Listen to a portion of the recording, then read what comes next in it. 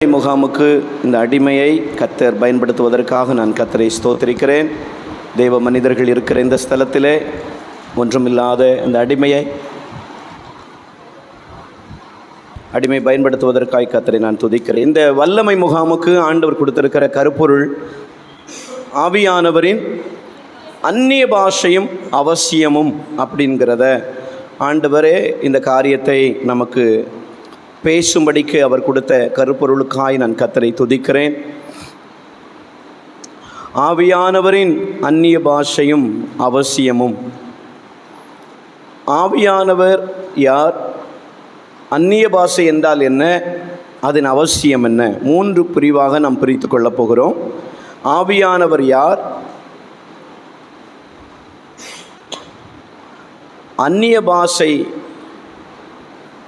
அந்நிய பாஷை எதற்காக பேச வேண்டும்? அந்நிய பாஷை என்றால் என்ன? அதன் அவசியங்கள் என்ன?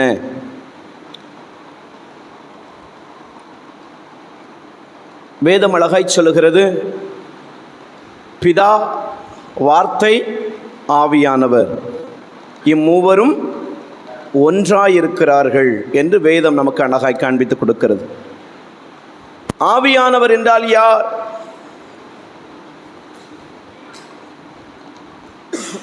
ஆவியானவர் என்பது தனி ஆண்டவரா, தனி கடவுளா, தனி இரட்சகரா? நிறைய பிரமத மக்கள் சொல்றாங்க, கிறிஸ்தவர்கள் 3 கடவுளை கும்பிடுகிறார்கள், கிறிஸ்தவர்கள் 3 தெய்வத்தை கும்பிடுகிறார்கள் என்று சொல்கிறார்கள். உங்களுக்கும் ஒருவேளை அப்படிப்பட்ட கேள்விகள் இருக்கலாம். எனக்கு ரொம்ப நாளாக, நான் ரட்சிக்கப்படுகிற நாள் வரைக்கும் பிதாவை குறித்த சந்தேகம் எனக்கு இருந்தது. பிதா யார்? பிதா எங்கே இருக்கிறார்? பிதா எப்போது பிறந்தார்? வேதம் தொடங்கும் போதே சொல்லுகிறது, ஆதியிலே தேவன் வானத்தையும் பூமியையும் சிருஷ்டித்தார். வேதத்தில் முதல் வசனம் இப்படித்தான் ஆரம்பிக்கிறது. ஆனால் எனக்கு ஒரு சந்தேகம், நாம் வணங்குகிற ஆண்டவர் சரியானவர் தானா? அம்மா ஐயாவளி குடும்பத்தை சார்ந்தவர்கள், அப்பா ஒரு பெண் தெய்வத்தை கும்பிடுகிற குடும்பத்தை சார்ந்தவர்கள், முன்னோர்கள், என்னுடைய காலம் வரைக்கும் என்னுடைய முன்னோர்கள், தகப்பனார், தாத்தா, முப்பாட்டன், பூட்டன் எல்லாம் பிரமதத்தை சார்ந்தவர்கள். அவர்களுக்கும் கிறிஸ்துவுக்கும் சம்பந்தம் இல்லை.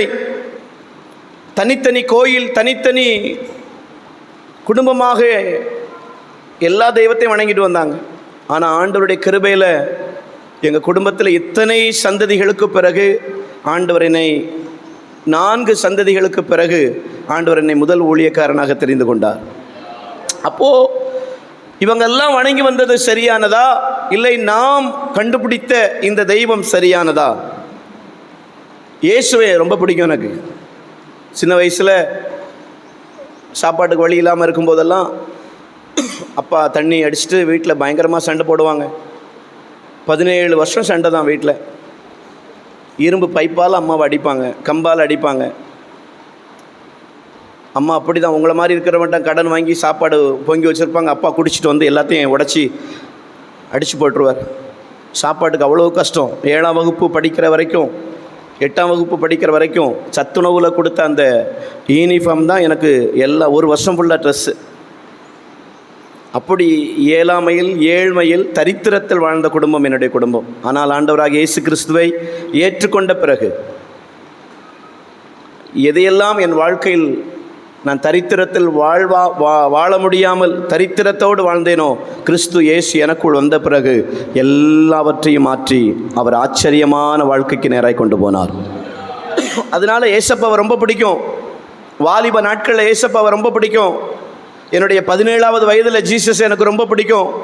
17, 18, 14லேருந்தே பிடிக்கும்.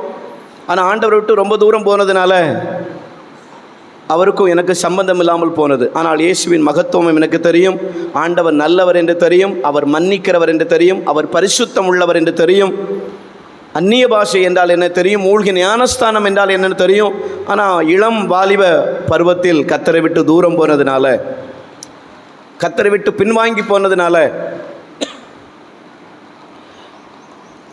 அநேக இன்னல்களை, துக்கத்தை நான் வருவித்து கொண்டேன். அதுக்கு பிறகு ஆண்டவர் ரட்சித்தார். ஆண்டவர் ரொம்ப பிடிக்கும். ஆனால் அப்போல்லாம் கேள்விகள் எழும்பும். முன்னோர்களெல்லாம் இந்து மதத்தை தழுவினாங்க. என்னுடைய அம்மாவுடைய தங்கச்சி முஸ்லீம் மதத்தை சார்ந்தவர்கள். என்னுடைய அம்மாவுடைய தங்கச்சி இஸ்லாமிய குடும்பத்தில் இருக்கிறாங்க. அவங்க இஸ்லாமிய முறைப்படி திருமணம் பண்ணி கொண்டதுனால அவர்கள், என்னுடைய தம்பி முகமது, என்னுடைய சகோதரி பெயர் பாத்திமா, இன்னொரு என்னுடைய சகோதரி பேர் இஸ்லாமிய பேர் தான். எனக்கு 2 சகோதரிகள், ஒரு தம்பி, சித்தி பையன். இப்படி சித்தி இஸ்லாமிய குடும்பத்தை சார்ந்தவர்கள். என்னுடைய அம்மா கிறிஸ்தவத்தை ஏற்றுக்கொண்டார்கள். தகப்பனார் இந்துவாக இருந்தார். 3ம் குழப்புகிறது. இதில் எது முக்கியமான நல்ல மதம், எது உண்மையான தெய்வம்? அப்போது ஆண்டவர் நல்லவர், நல்ல சாப்பாடு கொடுக்குறாரு, சமாதானம் தராரு, நம்ம வாழ்க்கையில் ரட்சிப்பை தந்திருக்காருன்னு தெரிஞ்சோன்னா இயேசுதான் மெய்யான தெய்வம் என்று புரிந்து கொண்டேன். ஆனால் எனக்குள் பல ஆண்டுகள் கேள்வி, இந்த பிதா யார்? இவர் எப்போது பிறந்தார்? வேதத்தில் திருப்பி பார்த்தால் பிதா பிறந்த தேதி இல்லை. எப்போது பிறந்தார்? அவர் யார்? பல நாட்கள் கேள்வி. உங்கள் சிந்தையில் அதுதான் ஓடுகிறது இப்பொழுது. அப்பாடா, எனக்கு அதே கேள்விதான். பல குழப்பம். ஊழியக்காரங்களை பார்த்தா கேட்க முடியாது. கேட்டால் என்ன சொல்லுவாங்கன்னா, இதெல்லாம் ஒரு கேள்வின்னு கேட்குறியாப்பா நீ? யார் கேட்குறது? நம்மளை ஒரு மனுஷனாக மதித்தா தானே நாம் கேட்குற கேள்விக்கு பதில் சொல்லுவாங்க. யார்கிட்ட போய் கேட்குறது? ரொம்ப நாளாக ஒரு கஷ்டம், ரொம்ப நாளாக ஒரு கவலை மக்கள். அதில் சரியா ஒரு நாள் நல்லா ஜெபம் பண்ணிகிட்ருக்கேன். எனக்கு ஒரே கவலை, ஆண்டவரே ஒரே குழப்பமாக இருக்குது, இந்த பிதா யாருன்னு எனக்கு ரொம்ப குழப்பமாக இருக்குது. நீங்கள் எப்போ பிறந்தீங்கலாம் என் சிந்தை கேட்குது. எதெல்லாம் கேட்கக்கூடாது அதெல்லாம் என் சிந்தை கேட்குது. பிதாவுடைய அப்பா அம்மா பேர் என்ன? அடப்பா, பயங்கர குழப்பம், பயங்கர கஷ்டம். ஜெபம் பண்ணிகிட்டே இருக்கிறேன். அதுதான் பரிசுத்த ஆவியானவர் நமக்கு ரொம்ப அவசியம். பரிசுத்த ஆவியானவர் நல்ல ஒரு டீச்சர், பரிசுத்த ஆவியானவர் நல்ல ஒரு ஆசிரியர், பரிசுத்த ஆவியானவர் நல்ல ஒரு பயிற்சியாளர். பரிசுத்த ஆவியானவர் எனக்கு ஒரு அழகான ஒரு விளக்கத்தை கொடுத்தார். பிதாவானவர் வானத்தையும் பூமியையும் உண்டாக்குவதற்கு முன்பதாகவே அவர் இருக்கிறார். அவர் அவர் ஆதியும் அந்தமுமானவர். அவர் அல்பாவும் ஒமேகாவுமானவர். அவர் முந்தினவரும் பிந்தினவருமானவர். அவர் இருக்கிறவராகவே இருக்காரு. அவர் எப்போ வந்தாரு யாராலும் கண்டுபிடிக்கவே முடியாது. அவருக்கு முன்னாடி ஒரு தெய்வமும் இல்லை, அவருக்கு பின்னாடி ஒரு தெய்வமும் இல்லை. அவரே தெய்வம். அப்போ பிதா எப்படி இருப்பார் அப்படி நான் கொஸ்டின் கேட்டதுக்கு ஆவி என்ன சொல்லுவார்? நீ எப்படி இருக்கிறியோ அவர் சாயலின் படி தான் உன்னை உருவாக்கி இருக்கிறார். ஆமாம். அப்போ நம்ம பேசுகிற மாதிரி பேசுவாரா? ஆமாம், பேசுவார். அவருக்கு ஆழ்தத்துவம் உண்டா? ஆமாம், ஆழ்தத்துவம் உண்டு. ஆழ்தத்துவம் என்றால் என்ன? நீங்கள் எப்படியெல்லாம் பேசுகிறீங்களோ நடக்கிறீங்களோ அதே மாதிரி பிதாவாகிய தேவன் என்ன செய்வாங்க? நடப்பாங்க, பேசுவாங்க, பார்ப்பாங்க. எப்படி பார்ப்பாங்க? அதுக்கு ஆதாரம் என்ன? மோசே ஆடு மேய்த்து கொண்டிருக்கும் போது எகிப்திலே இஸ்ரவேல் ஜனங்கள் கூக்குரலிடுகிறதை அவர் சொல்றாரு, நான் பார்த்தேன், நான் கேட்டேன். அவர்கள் கூக்குரலை நான் கேட்டேன், அவர்கள் படுகிற துன்பத்தை நான் பார்த்தேன். அவர் எல்லாவற்றையும் அவர் அங்கலாய்க்கிறார். அவருக்கு ஹார்ட் இருக்கு, அவருக்கு இதயம் இருக்கு, வலிக்கும். அவருக்கு கண் இருக்கு, பார்க்கும்.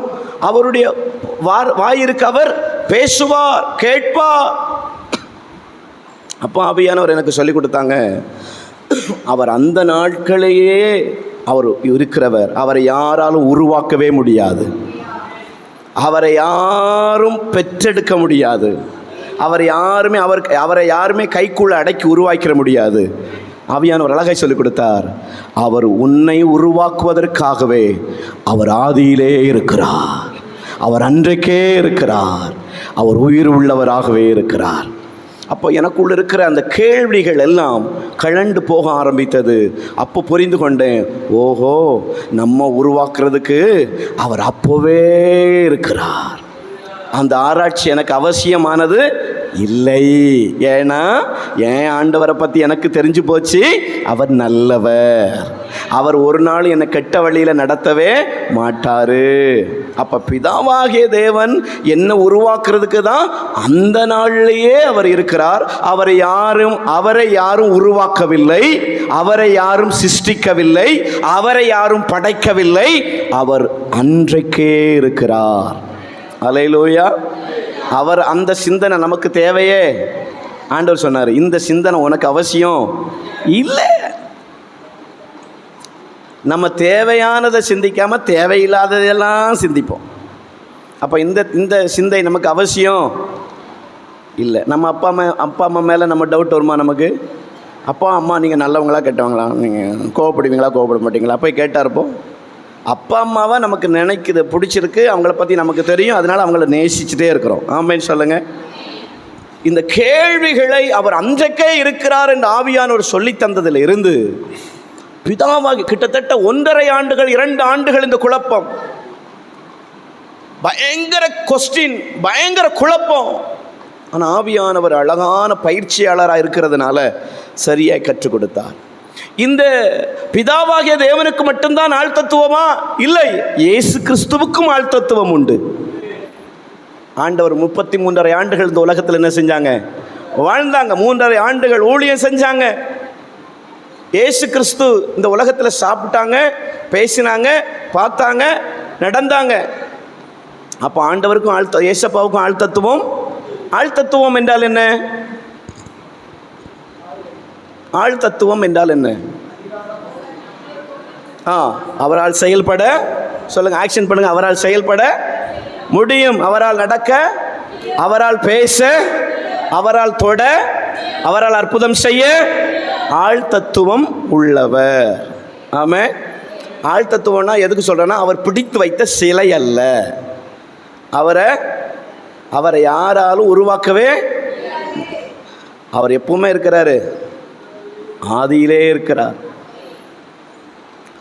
அவருக்கு ஆள் தத்துவம் உண்டு. இந்த ஆவியானவர் சொல்றாங்களே, ஆவியானவரை நம்ம என்னைக்காவது பார்த்துருக்குறோமா? இல்லை, பார்த்தது இல்லை. உணர்ந்திருக்கிறோமா? எப்படி உணர்றீங்க? காற்றை உணர்கிறோம், ஆனால் பார்க்கவில்லை. அது மாதிரி ஆவியானவரும் இப்படி காற்றடிக்கும் போது வந்துட்டு போகிறவரா? அவருக்கும் ஆள் தத்துவம் உண்டு. அவருக்கும் கண்ணுண்டு, அவருக்கும் வாயுண்டு, அவருக்கும் கை உண்டு, அவரும் நடப்பா. அவருக்கும் ஆள் தத்துவம் உண்டு.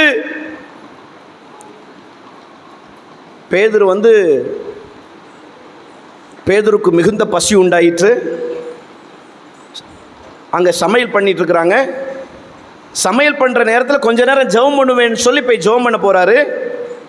கொர்னியோலி வீட்டிலேருந்து சில பேர் வீட்டிலேருந்து பேதுருவை கூப்பிட வராங்க.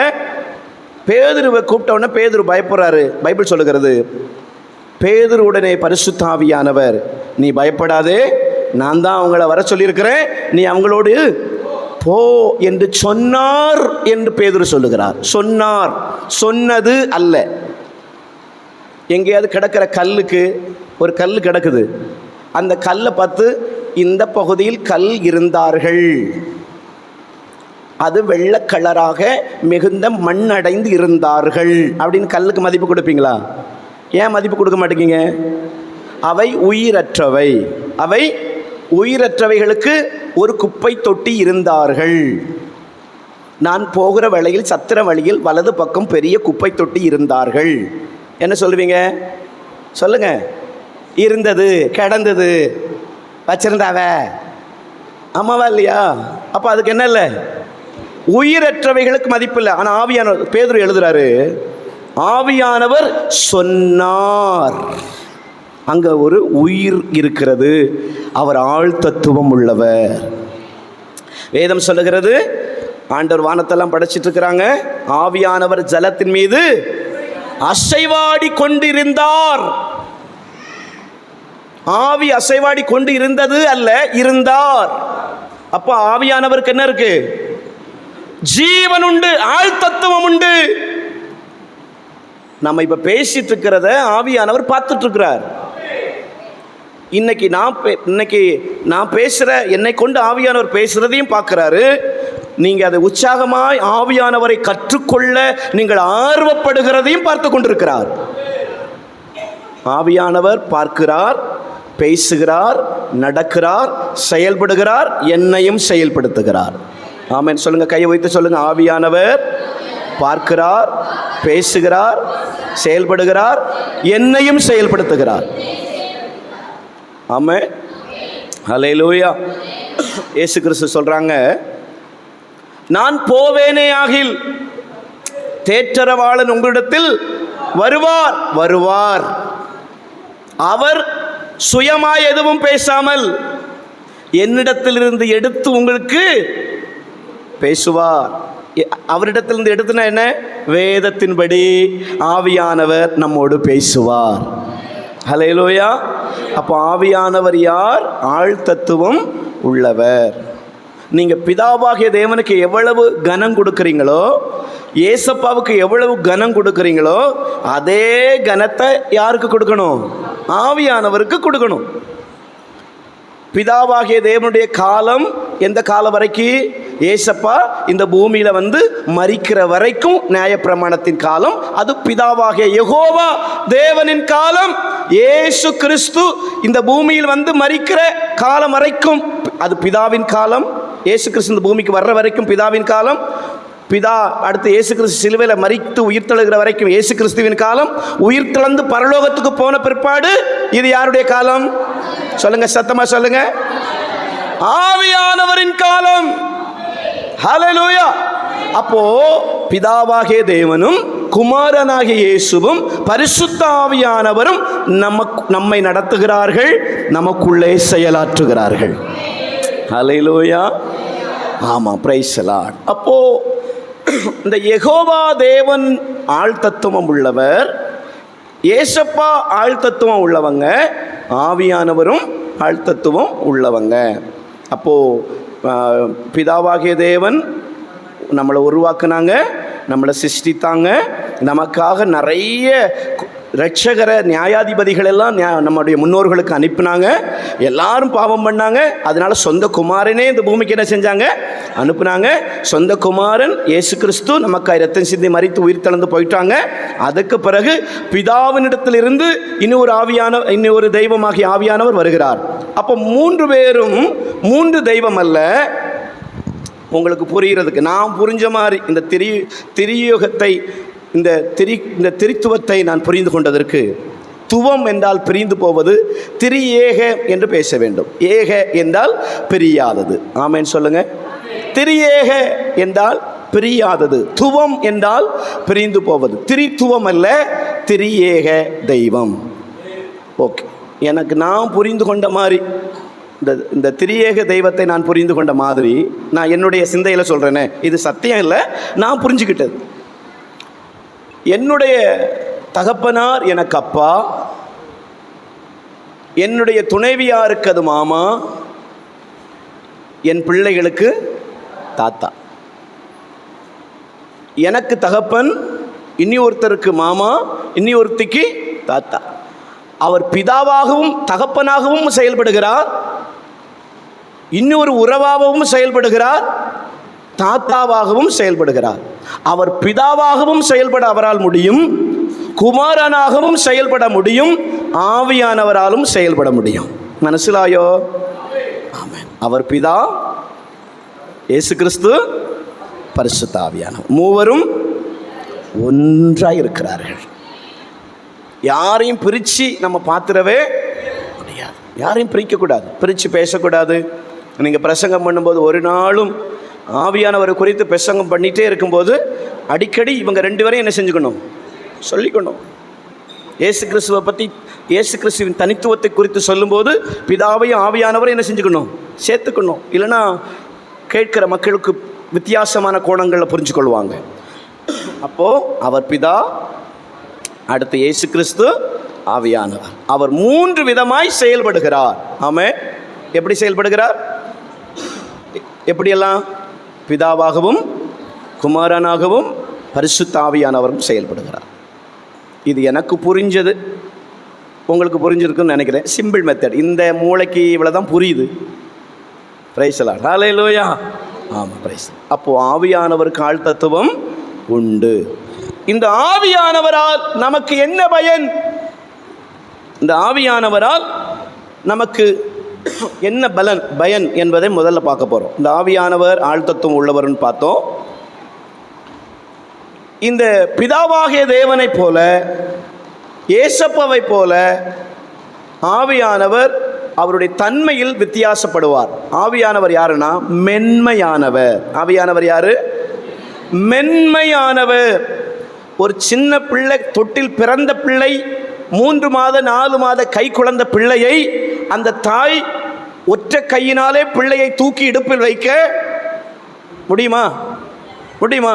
ஏன் அந்த பிள்ளைக்கு ஏன் ஒற்றை கையில் பிடிச்சி தூக்கக்கூடாது? பொம்மை கை வந்தது மாதிரி என்ன செஞ்சிடும்? அப்போ அந்த பிள்ளையை அந்த தாய் மென்மையாக கையாள வேண்டும். அந்த பிள்ளையை 6 மாத கை குழந்தைக்கு மட்டனும் சிக்கனும் என்ன செஞ்சிட முடியாது, கொடுத்து விட முடியாது.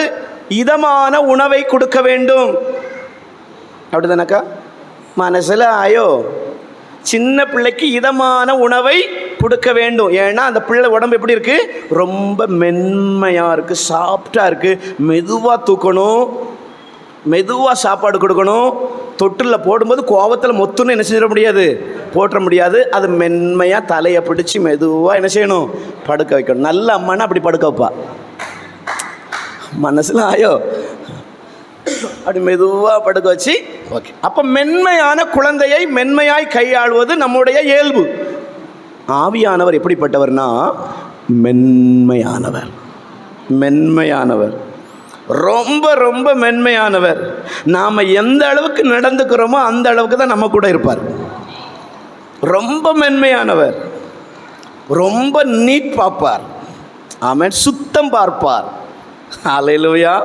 நம்ம வீட்டில் இருக்கிற சுத்தத்தையும் பார்ப்பார், நம் கிச்சனில் இருக்கிற சுத்தத்தையும் பார்ப்பார், நம் சரீரத்தில் இருக்கிற சுத்தத்தையும் பார்ப்பார், நம் ஆவியில் இருக்கிற ஆத்துமாவில் இருக்கிற சுத்தத்தையும் பார்ப்பார். ஹல்லேலூயா சொல்லுங்க. நம்முடைய ஆத்துமாவும் ஆவியும் எப்பவும் சுத்தமாக இருக்கிறது போல நம்ம சரீரமும் எப்பவும் சுத்தமாக இருக்கணும். ஆமென் சொல்லுங்க. ஹல்லேலூயா. நம்மளை பார்த்து 4 பேர் 4 அடியில் ஓடக்கூடாது. மனசிலாயோ? அவன் நல்ல நீட்டாக வீட்டை விட்டு வெளியே வரும்போது அப்படியே 4 காலிலே வந்துடக்கூடாது. வயசில் நல்ல ஃபேஸ் வாஷ் பண்ணி, நல்லா அழகாக ப்ரஷ் பண்ணி, நல்ல ஒரு முறையாவது முன்னாடி போய் கண்ணாடி என்ன செய்யணும், பார்த்துட்டு அப்படியே இந்த தூங்கின கோலமாக வெளியே வந்துட்டு பிள்ளையெல்லாம் அலறி அடித்து ஓடிடும். எம்மப்பியாய் வந்துட்டு ஒரு முறையாவது முகத்தை கண்ணாடியில் பார்த்து இந்த முடியெல்லாம் கொஞ்சம் எடுத்து விட்டுட்டு அடுத்து நம்மளை சுத்தமாக என்ன செய்யணும், வைத்து கொள்ளணும். எப்பவும் நீட்டாக அழகாக சுத்தமாக நம்ம வைத்து கொள்ளணும். ஆண்டவர் அதெல்லாம் பார்க்குறார். நம்முடைய வெளிப்புறங்களையும் பார்க்கிறார், உட்புறத்தையும் பார்க்கிறார். அப்போ ஆவியானவர் மென்மையானவர். ஆவியானவர் உங்களுக்குள்ளேயும் வாசம் பண்ணுவார், உங்கள் வீட்டுக்குள்ளேயும் வாசம் பண்ணுவார். ஆமாம். நம்ம வீடு எப்போ சுத்தமாகும்? பாஸ்டர் வீடு விசிட் வரும்போது சுத்தமாகும். நம்ம வீடு எப்போ சுத்தமாகு? அதை எல்லாம் கொடியில் அதை கிடக்கு, எடு அதை தூக்கி போடு, அது இங்கே போடு, அங்கே படப்படப்படப்படு எல்லாம் பெருக்கி எடுத்து அங்கே கொடியில் கயிறெல்லாம் எடுத்து கையில் வச்சுட்டு pastor price the Lord pastor. நிறைய வீடுகளில் சொல்வது பாஸ்டர் வாரந்தோறும் விசிட் வந்தால் நலமாக இருக்கும். அப்படின்னா என்ன ஆகுமா? வீடு சுத்தமாயிரும். அப்போ தான் பயங்கரமாக பயங்கர சுத்தம். ஏன்னா நம்ம அறிவிப்பு கொடுத்துறதுனால நம்ம ஆட்கள்லாம் விழிப்பாக இருக்காங்க. புதன்கிழமை வருவார், அந்த பெட்ரூம் அதை சுத்தம் பண்ணி கட்டில் மாற்றி போடு, எல்லாம் தலையணைக்கு உர போடு. அப்போ நமக்குள்ள நம்ம ஆவி ஆத்துமா சரீரத்துக்குள்ள சுத்தத்தை எதிர்பார்க்கிற மென்மையானவர். ஆமாம். நம்ம பேசுகிற ஒவ்வொரு காரியத்தையும் உற்று கவனிக்கிறவர். ஆவியானவர் நம்ம கூடவே இருந்துகிட்டே இருப்பாங்க. பழைய ஏற்பாடு காலங்களில் தேவையான நேரத்துக்கு மாத்திரம் ஆவியானவர் வந்துட்டு போயிடுவாங்க. கர்த்தருடைய ஆவியானவர் கிதியோன் மீது இறங்கினார், கர்த்தருடைய ஆவியானவர் சிம்சோனின் மீது இறங்கினார். உடனே என்ன செஞ்சிருவாங்க? வந்துட்டு வந்த வேலை முடிந்த உடனே என்ன செஞ்சிருவாங்க? பழைய ஏற்பாட்டு காலங்கள் ஆவியானவர் போயிடுவாங்க. ஆனால் புதிய ஏற்பாடு காலங்களில் தான் நமக்குள் நிரந்தரமாய் தங்க ஆரம்பித்தார். அப்போ வந்து போனவங்க விசேஷமானவங்களா, தங்கியே இருக்கிற நாம விசேஷமானவங்களா? ஆமென். ஆனால் அவங்க விசேஷமானவங்கன்னா சாதாரணமானவங்கன்னு சொல்லலை. ஆனால் அவங்களுக்கு கொடுக்கப்படாத ஒரு கிருபை எனக்கு எக்ஸ்ட்ரா கொடுக்கப்பட்டது. ஆமென்.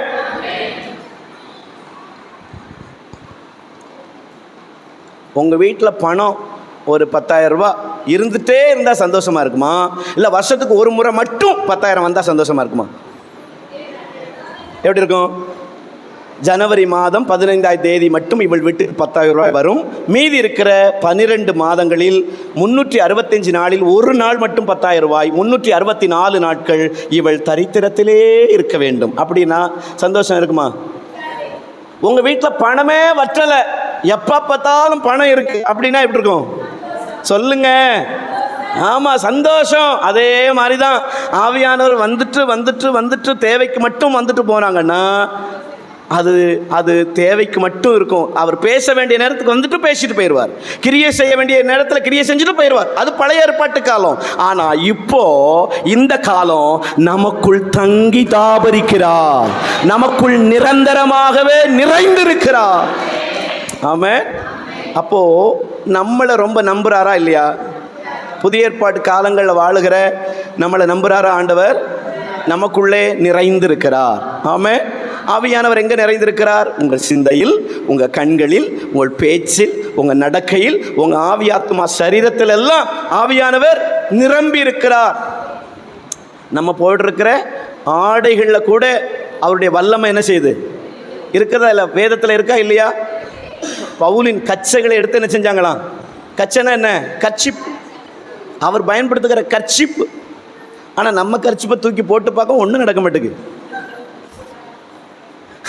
அது துவைக்காததுனால பல்லா கொழுந்துருந்தாங்க எல்லாரும். மனசிலாயோ? ஆனால் அவர் வைத்திருந்த கர்ச்சிப்பில் கூட வல்லமை, பேதுருவின் நிழல்ல கூட வல்லமை. ஆமாம். இந்த வல்லமை முகாமில் ஒரே ஒரு காரியம், புதிய ஏற்பாடில் நடந்த அப்போஸ்தலர் நாட்களில் தேவன் கிரியை செய்ததை விட அன்றைக்கு ஆரம்பத்தில் முன்மாரியின் காலத்தில் அவ்வளவு கிரியை செய்திருப்பார். ஆனால் இந்த பின்மாரியின் காலத்தில் உங்களை தேவன் பயன்படுத்த போகிற உங்களை கொண்டு தேவன் விசேஷித்த விதமாய் ஃபீல் பண்ணுவார். பவுலுடைய கர்ச்சிப்புல வல்லமை, உருமால்கள்ல வல்லமை, பேதுருவின் நிழல்ல வல்லமை. ஆனா இனி வரும் நாட்கள்ல நீங்க பார்த்தாலே வல்லமை, நீங்க பேசினாலே வல்லமை. ஹல்லேலூயா. இயேசுவின் நாமத்தில் இந்த முகாம் முடிந்து போக முன்னாடி நீங்க ஜெபம் பண்ணணும். எந்தெல்லாம் தெருவுக்கு நடந்து போறீங்களோ அங்க இருக்கிற விக்கிரகத்தின் வல்லமைகள் எல்லாம் நொறுங்க ஆரம்பிக்கணும். ஆண்டவர் ஜான் நாக்ஸ் என்கிற ஒரு தேவ மனுஷன், நல்ல ஜெபம் பண்ற ஜான் நாக்ஸ், ஸ்காட்லாந்து தேசத்தில், அந்த தேசத்தில் இருக்கிற ராணி இரத்த வெறி பிடித்தவள், கிறிஸ்தவங்களை பார்த்தாலே கோபப்படுகிறவா, மனசாட்சியே இல்லை. ஆனால் அவள் யாருக்கும் பயப்பட மாட்டா. அவளுக்கு ஒரு சில நேரம் உடம்பெல்லாம் நடுங்குமா, உடம்பெல்லாம் நடுங்குமா, எங்கள் அரண்மனையில் இருக்கிற உடம்பு நடுங்குமா. அப்போ ராணி சொல்லுவாளாம், யாருக்குமே பயப்படாதவ சொல்லுவாளாம், ஜான் நாக்ஸ் அங்கே முழங்கால் போட ஆரம்பித்து விட்டான். கரெக்டாக சொல்லுவா. ஏன்னா தெரியும், ஜான் நாக்ஸ் முழங்கால் படி போட்டு ஜெபம் பண்ணினால் இந்த ராணியால் இருக்கவே முடியாது. ஏன்னா ஜான் நாக்ஸ் அவளுக்குள்ள அவ்வளவு ஆவியானவர் நிரம்பி இருந்தார். ஆமென். நமக்குள்ளே தங்கி இருக்கிறவர், நமக்குள்ளே தாபரிக்கிறவர், நமக்குள்ளே வாசம் பண்ணுகிறவர், நம்மை நிரப்புகிறவர் ஆவியானவர். எப்படி ஒரு டம்ளரில் தண்ணி ஊற்றுறீங்க, ஒரு டேபிளில் அந்த டம்ளரை வச்சு தண்ணி ஊற்றுறீங்க, அந்த டம்ளர் ஃபில் ஆகுது, நிரம்புது. அந்த டம்ளர் ஃபில் ஆகி நிரம்பி நீங்கள் வைத்திருக்கிற டேபிளில் தண்ணி விழுது. அந்த டேபிள் ஃபுல்லாக தண்ணி ஆகி கீழே விழுது. நீங்கள் ஊற்றிட்டே இருக்கிறீங்க கிளாஸில், கிளாஸ் ஃபில் ஆகுது, டேபிள் ஃபுல்லாகுது, நீங்கள் தரைகள் ஃபுல்லாகுது, வழிந்து ஓடுகிறது. ஆமாம். ஆவியானவர் நமக்குள்ளே ஊற்றிட்டு விட்டுறக்கூடாது, நிரப்பிட்டு விட்டுறக்கூடாது. என் முடி நிரம்பணும், என் ட்ரெஸ்ஸு நிரம்பணும், என் ஆவி நிரம்பணும், நான் நிற்கிற இடம் நிரம்பணும், என் வீடு நிரம்பணும், என் தேசம் நிரம்பணும், என் ஜனங்கள் நிரம்பணும். ஆவியானவர் ஏதோ ஒரு சும்மா கை தட்டிட்டு 4 அந்நிய பாஷை பேசிட்டு குதிச்சுட்டு சும்மா நானும் கிறிஸ்தவங்க நான் சொல்லிட்டு போகிறதுக்கெல்லாம் ஆவியானவர். ஆவியானவர் எதுக்கு கொடுக்கப்பட்டார் தெரியுமா? இந்த தெய்வம் யார் என்பதை நிரூபிப்பதற்கு, இந்த தெய்வம் எப்படிப்பட்டவர் என்பதை நிரூபிப்பதற்கு, தேவனுடைய பிள்ளைகள் எவ்வளவு அன்பானவர்கள் என்பதை நிரூபிப்பதற்கு, தேவனுடைய பிள்ளைகள் கர்த்தருக்காக சாகவும் துணிவார்கள் என்பதை நிரூபிப்பதற்கு, தேவன் நினைப்பதை தேவ சாயலால் படைக்கப்பட்ட இவர்கள் நிறைவேற்றி முடிப்பார்கள் என்பதற்காக தான் ஆவியானவர். அவர் சொல்லுகிறதை, அவர் நினைக்கிறது எதுவோ அதை நிறைவேற்றுவதற்கு தான் ஆவியானவர் நமக்குள்ளே உந்தி தள்ளுகிறார், நமக்குள்ளே கிரியை செய்கிறார், நமக்குள்ளே ஆர்வத்தை கொடுக்கிறார். ஹல்லேலூயா. பரிசுத்த ஆவியானவர், வேதம் அழகாய் சொல்லுகிறது, பரிசுத்த ஆவியானவர் நம்மை நிரப்பி அநேகருக்கு ஆசீர்வாதமாய் மாற்றுவதற்கு. நீங்கள் எதுக்கெல்லாம் ஜெபம் பண்ண முடியாமல் இருக்கிறீங்களோ அப்பெல்லாம் வாக்கு கடங்கா பெருமூச்சுகளோடு வேண்டுதல் பண்ணுவதற்கு ஆவியானவர் கொடுக்கப்பட்டார். ஆமென். ஒரு வேத வசனத்தை நம்ம வாசிப்போம். ஆண்டவர் நல்லவர். ரோமர் 8ஆம் அதிகாரம் 26வது வசனத்தை ஒருவர் வாசிப்போம். அந்தபடியே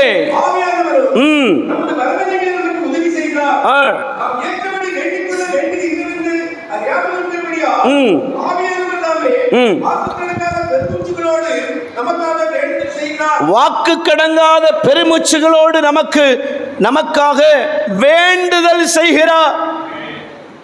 இப்போ இவ்வளவு நேரம் நடத்தின பாடத்திலிருந்து சில கேள்விகளை கேட்கலாமா? இல்லை உங்களுக்கு வெளியே போண்டிருக்கா? ரைஸ்லாம் ஓகே. ஆவியானவர் யார்? ஆவியானவர் எதற்கு கொடுக்கப்பட்டார்? ஆவியானவர் என்னை நிரப்பவும், என்னை செயல்படுத்தவும், என்னை நடத்தவும், என்னை கண்டிக்கவும், என்னை எச்சரிக்கவும், எனக்கு புத்தி சொல்லவும் கொடுக்கப்பட்டவர்.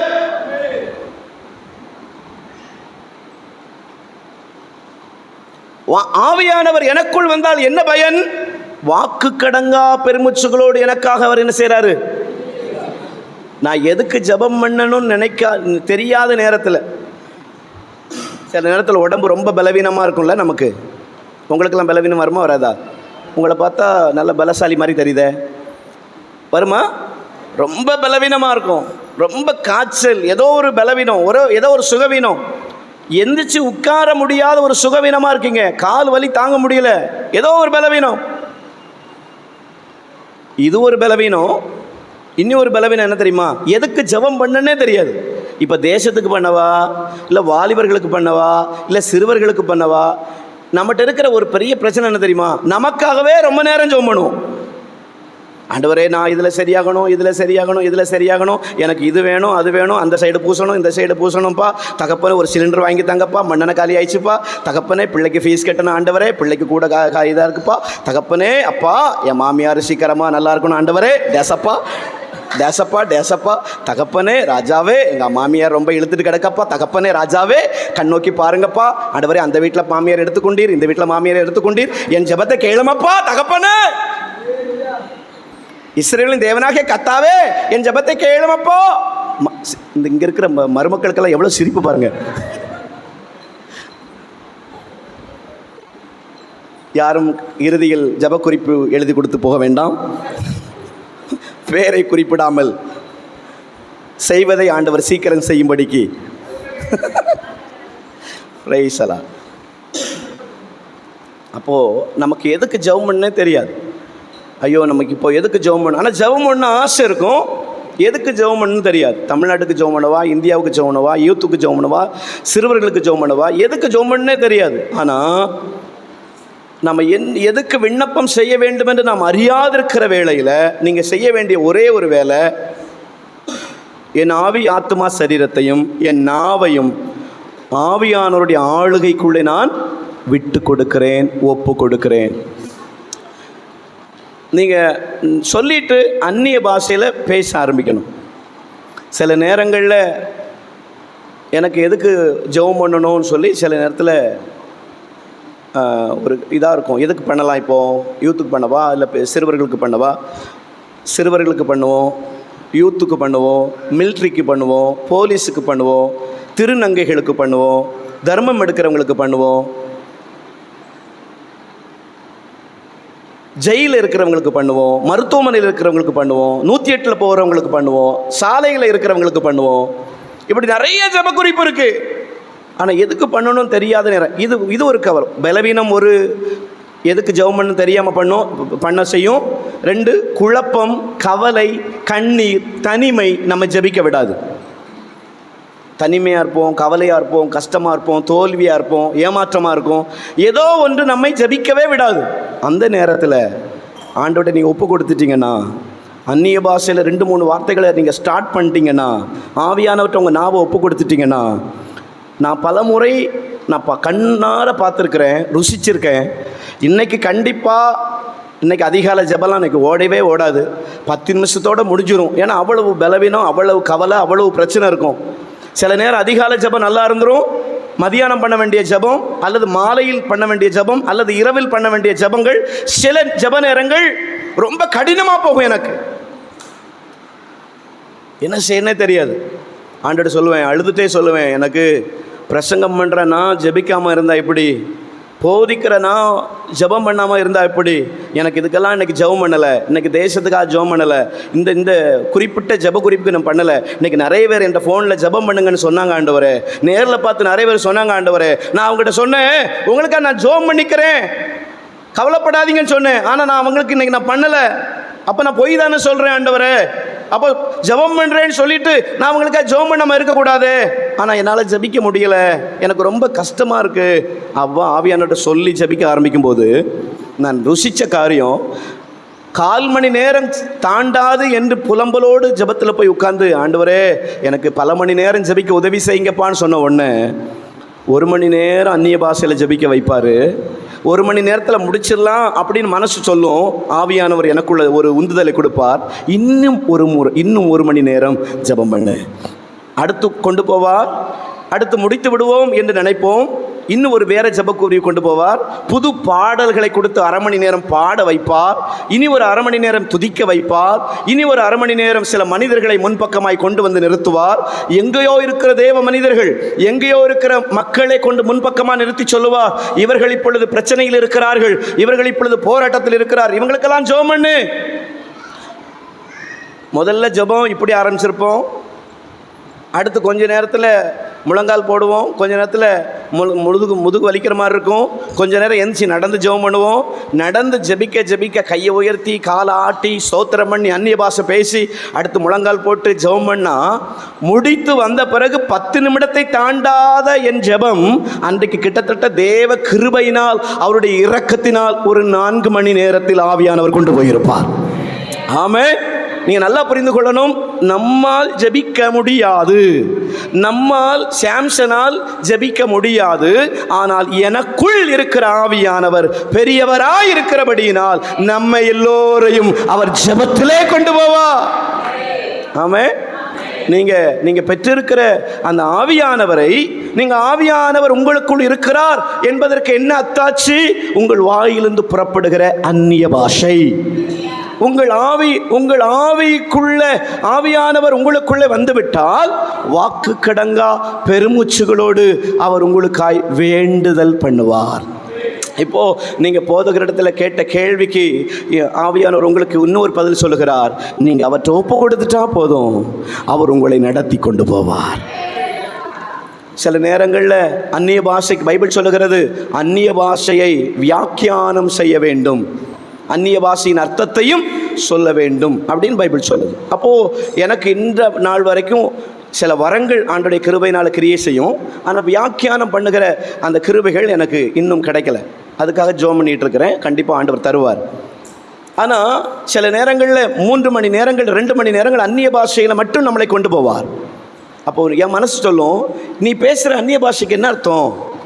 நீ என்ன இப்போ உனக்கு எதுக்கு நீ ஜெபம் பண்ணிகிட்டு இருக்கிற? உனக்கு ஜெபம் பண்ணுறியா இல்லை தேசத்துக்கு ஜெபம் பண்ணுறியா? என்ன பண்ணுற?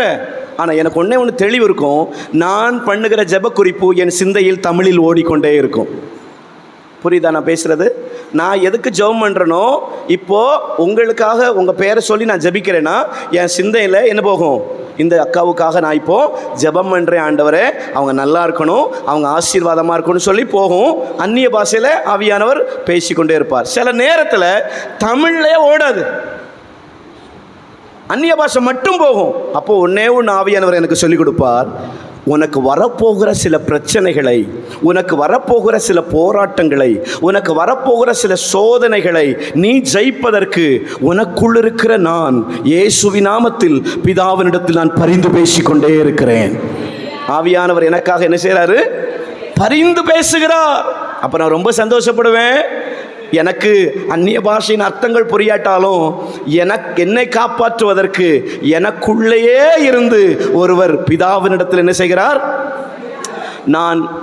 நாம் ஜெயிப்பதற்கு வல்லமையான ஒரு காரியம் தேவ கிருபை, ஆவியானவருடைய ஒத்தாசை. ஆமென். அப்போது நீங்கள் ரொம்ப நேரம் அந்நிய பாஷை பேசிட்டே இருக்கீங்க, உங்களுக்கு அர்த்தம் தெரியலன்னு வருத்தப்பட வேண்டாம். உங்களுக்காக என்ன நடந்துட்டுருக்கு? பேசுங்க. என்ன நடந்துட்டுருக்கு சொல்லுங்க, சத்தமாக பேசுங்க. நீங்கள் பேசினாதான் உங்கள் சிந்தைக்குள்ளே அந்த வார்த்தை போகும். பிசாசை நீங்கள் சாதாரண நினச்சிக்கூடாது. ஏன்னா இது முக்கியமான ஒரு முகாம். ஆவியானவரை பற்றி நீங்கள் தெரிஞ்சிடக்கூடாதுன்னு சொல்லி உங்கள்கிட்ட நிறைய குழப்புவான். நீங்கள் பேசுகிறத சத்தமாக பேசிட்டீங்கன்னா உங்கள் பிரெயின் ஓப்பன் ஆகும், அந்த வார்த்தை உள்ளே போகும். உள்ளே போன உடனே அவங்க ஆவி ஆத்மா சரீரம் எல்லாம் தேவ வார்த்தையினாலே ஃபில் ஆயிரும். ஆமென்.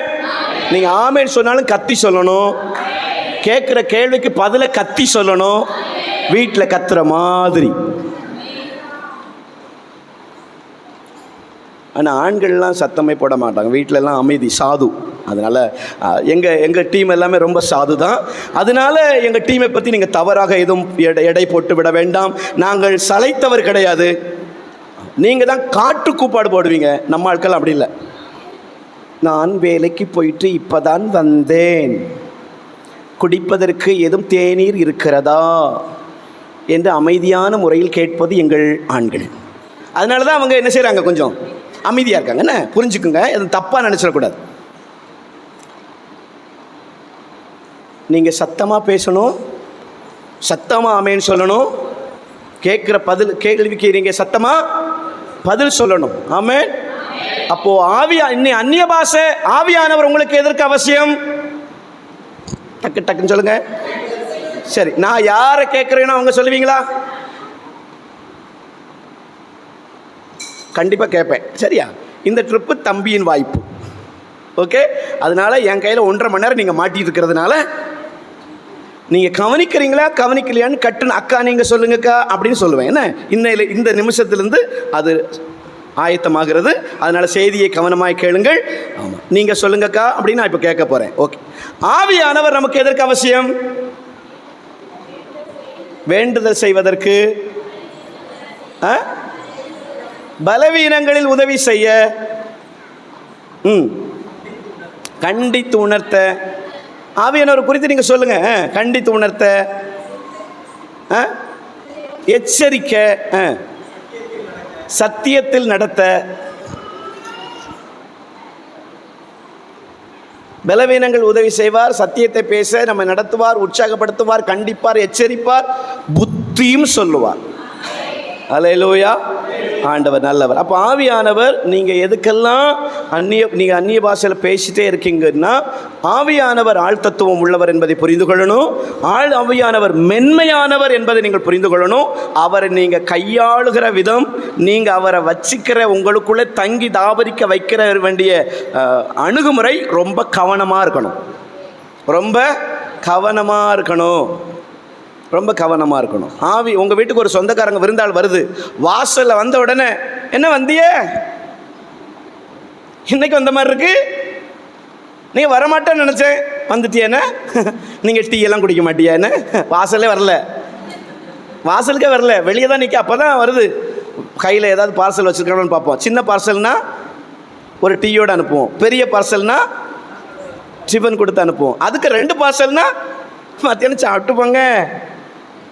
ரொம்ப நேரம் அவங்க டேரா போட்டுருவாங்களான்னு நினச்சிட்டோம். நம்ம ஒரு கதை விடுவோம் பாருங்க, நேரமே தென்காசி போகணுன்னு நினச்சேன், நீங்கள் வந்துட்டியே. ஒரு 5 மணிக்கு முனி வருவான், முனி பஸ்ஸு, அதில் போகலான்னு நினைக்கேன்.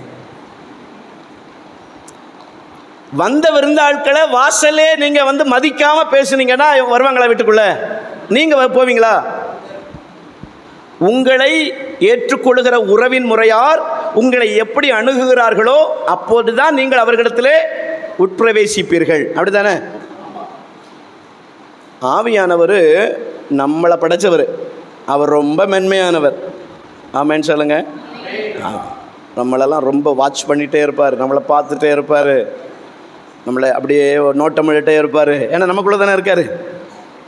நீங்கள் எங்கே போனாலும் என்ன செய்வார்? வருவார். மென்மையானவர். மதிப்பு கொடுத்தா நம்ம கூடவே இருப்பார். அவரை நீங்கள் நேசிச்சிங்கன்னா உங்களுக்காக உங்கள் கூடவே இருப்பார். நீங்கள் வித்தியாசமாக அவரை கஷ்டப்படுத்திட்டீங்க, உங்களுக்குள்ளேயே அவர் டல்லாயிருவார். அப்படியே உங்களை பார்த்துட்டு அழுவார், உங்களை கஷ்டப்படுவார். ஐயோ, நான் இவளுக்குள்ளே வாசம் பண்ணுறேனே, நேசிக்கிறேனே. ஆவியானவர் மென்மையானவர். அவரை கையாளுகிற, அவரை நேசிக்கிற விதம் ரொம்ப கவனமாக இருக்கணும். எப்படி நீங்கள் ஒரு கண்ணாடி பாட்டில் நீங்கள் பயன்படுத்திக்கிறீங்களோ, எவ்வளவு கவனமாக கையாளுறீங்களோ, அதே மாதிரி தான் ஆவியானவர். போட்டிங்கன்னா உடஞ்சிரும்ல, கண்ணாடியை போட்டிங்கன்னா உடஞ்சிரும். இவ்வளவு நாட்கள் ஆவியானவரை நம்ம எவ்வளோ துக்கப்படுத்தியிருக்கோம். அவர் மென்மையானவர். வேதத்தின் அடிப்படையில் பாருங்கள், அவர் மென்மையானவர். சவுலை விட்டு ஆவியானவர் விலகினார், சிம்சோனை விட்டு ஆவியானவர் விலகினார். மென்மையானவர். விலகிடுவார். ரொம்ப கவனமாக இருக்கணும் அவற்றை, ரொம்ப ஞானமாக இருக்கணும் அவற்றை. இப்போ நான் பேசுகிறதையும் நீங்கள் பார்க்குறதையும் பார்த்துட்டு தான் இங்கே தான் நிற்கிறாங்க. எல்லாருக்கும் தெரியும் ஆவியானவர் ரொம்ப கவனமாக இருப்பார். ஆண்டவர்கிட்ட உங்கள் மனசு இப்போ ஜெபம் பண்ணணும், உங்களை எனக்குள் காத்து கொள்வதற்கு எனக்கு இன்னும் ஞானம் தாரும் ஆண்டவரே. ஆவியானவரே, நான் இந்த உலகத்தை விட்டு போகிற நாள் வரைக்கும் உம்மை காத்து கொள்வதற்கு எனக்கு கிருபை தாங்கப்பா. மென்மையானவர், ரொம்ப மென்மையானவர். நமக்காக வாக்கு கடங்கா பெருமிச்சுகளோடு வேண்டுதல் பண்ணுகிறவர். நமக்கு வரப்போகிற ஒவ்வொரு பிரச்சனைகளையும் முன்கூட்டியே நமக்கு அறிவிக்கிறவர். அப்போஸ்தலர் நடவடிக்கைகள் 20ஆம் அதிகாரம் 23வது வசனத்தை வேகமாக நம்ம வாசிப்போம். கட்டுகளும் உபத்திரவங்கள் எனக்கு வைத்திருக்கிறது என்று பரிசுத்த ஆவியானவர் பட்டணங்கள் தோறும் அறிக்கிறது மாத்திரம் அறிந்திருக்கிறேன். ஆகிலும் போதும். கட்டுக்களும் உபத்திரவங்களும் எனக்கு வைத்திருக்கிறது என்று பரிசுத்த ஆவியானவர் பட்டணந்தோறும் தெரிவிக்கிறதை மாத்திரம் அறிந்திருக்கிறேன். நமக்கு வரப்போகிற பிரச்சனைகளை எல்லாம் முன்கூட்டியே நமக்கு அறிவிக்கிறவர் ஆவியானவர். ஆமே. இந்த ஆவியானவர் நமக்கு எவ்வளோ அவசியம் பாருங்க. ஆமே. நமக்கு நாம பலவீனமானவங்க, எதுக்கு ஜெபம் பண்ணணும்னு தெரியாம நேரத்தில் பரிசுத்த ஆவியானவர் நமக்காக ஜெபம் பண்றாங்க. ரெண்டாவது, வரப்போகிற பிரச்சனைகளை முன்கூட்டியே நமக்கு அறிவிக்கிற ஆவியானவர். எப்படி இருந்தால் எப்படி இருக்கும்? எப்படி இருக்கும்? யாருக்கும் நல்லா இருக்காதா? வரப்போகிற சோதனைகள், வரப்போகிற பிரச்சனைகள், வரப்போகிற நிந்தைகள், வரப்போகிற அவமானங்கள், வரப்போகிற பணப்பற்றாக்குறைகள், வரப்போகிற இழப்புகள், வரப்போகிற விபத்துக்கள், அதெல்லாம் முன்கூட்டியே நமக்கு சொல்லிட்டாருன்னா எப்படி இருக்கும்? சொல்லுங்கள், எப்படி இருக்கும்? அது வேணுமா வேண்டாமா? எத்தனை பேருக்கு இருக்குது? எத்தனை பேருக்கு அந்த கிருபை இருக்குது? ஆவியானவர் பேசுகிறாரா? முன்கூட்டியே சொல்கிறாரா? கவனமாக இரு, எச்சரிக்கையாயிரு. ஆவியானவர் பட்டணங்கள் தோறும் கட்டுகளும் உபத்திரங்களும் இருக்கிறது என்று பரிசுத்த ஆவியானவர் அறிவித்திருக்கிறார். அப்போ ஆண்டுகிட்ட சொல்லணும், நான் ஒரு பேதை, இந்த உலகத்தில் வாழ எனக்கு தெரியாது. உங்களுக்கு தெரியுமா அந்த உலகத்தில் வாழ? தெரியுமா? உங்களுக்கு வாழ தெரியுமா? இல்லை, உங்களுக்கு தெரியும், எனக்கு தெரியாது. இந்த உலகத்தில் வாழ எனக்கு யார்கிட்ட எப்படி பேசணும், எப்படி நடந்துக்கணும் தெரில. நாம் பேச தெரியாமல் பேசினதுனால எத்தனை நண்பர்களை இழந்திருக்கோம்? நாம் பேச தெரியாமல் பேசினதுனால எத்தனை சொந்தங்களை இழந்திருக்கோம்? எந்த இடத்துல மூஞ்ச தூக்க தெரியாத நேரத்தில் மூஞ்ச தூக்கி எத்தனை பேர் இழந்திருக்கோம்? இப்போ தூக்காதிய, நான் அப்போ கோவப்பட வேண்டிய, கோவப்படக்கூடாத இடங்களில் டப்பு டப்புன்னு பேசி நடக்க தெரியல, பேச தெரியல, பணத்தை எப்படி கையாளுன்னு தெரியல. பணத்தை கையாளுவது, சம்பாதித்த பணத்தை எப்படி தக்க வைத்துக் கொள்றதெல்லாம் இன்னைக்கு வகுப்பு இருக்குது. ஆனால் நமக்கெல்லாம் அப்படி கிளாஸ் தேவையில்லை. நம்ம அப்படி சம்பாதிக்கவும் இல்லை. நமக்கு ஏன்னா சம்பாதித்ததை தக்க வைக்கவே நமக்கு 500 ரூபா நம்ம கையில் கொடுத்தா ஒழுங்காக செலவு பண்ண தெரியுதா நமக்கு? உங்களுக்கு தெரியும். Yes or no? தெரியுமா தெரியாதா? 500 ரூபா உங்கள் கையில் கொடுத்து இதை சரியாக செலவழிக்கணும், அனாவசியமாக செலவே இருக்கக்கூடாதுன்னா செலவு பண்ண தெரியுமா தெரியாதா? தெரியாது. சில நேரம்லாம் தேவைக்கு மிஞ்சி என் கையில் ஒரு 500 ரூபா வந்துட்டுனா திக்கு முக்காடும். இந்த 500 நம்ம என்ன செய்ய, ஆண்டவர் யாருக்கு கொடுக்க, எதுக்கு செலவு பண்ண, ஒன்றுமே புரியாது நமக்கு.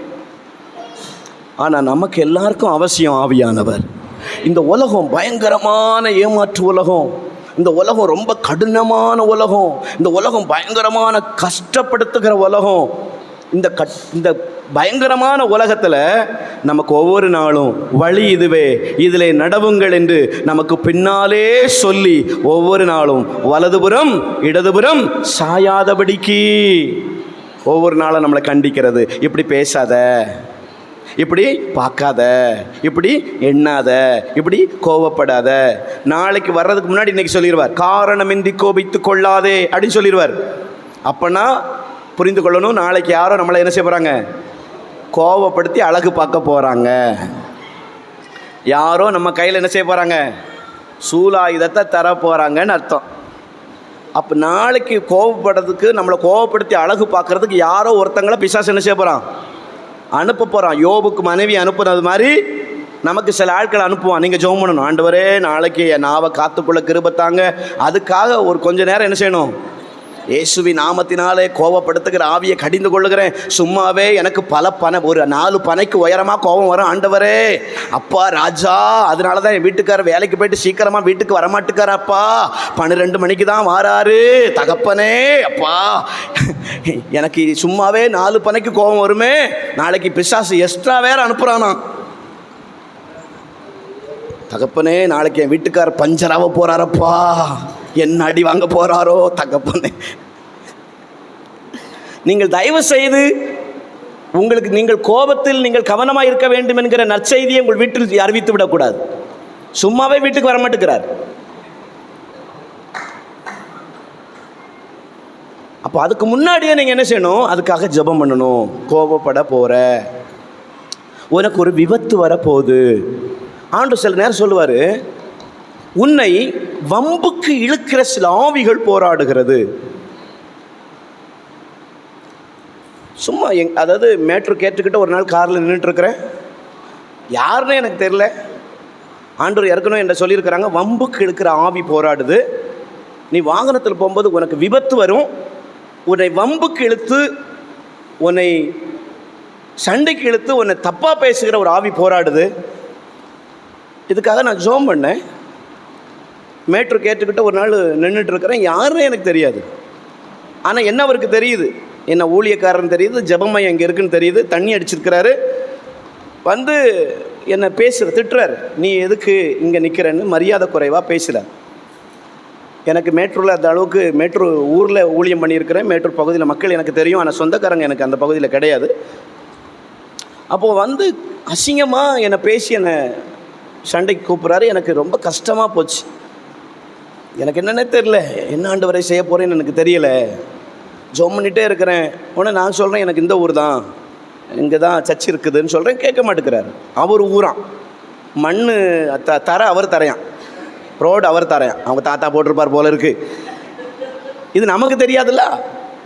நீ எதுக்கு எங்கள் ஊருக்கு வந்த, இந்த தெரு எங்கள் தெரு, ரோடு அது மேட்டருக்கும் கடையத்துக்கு போகிற ரோடு.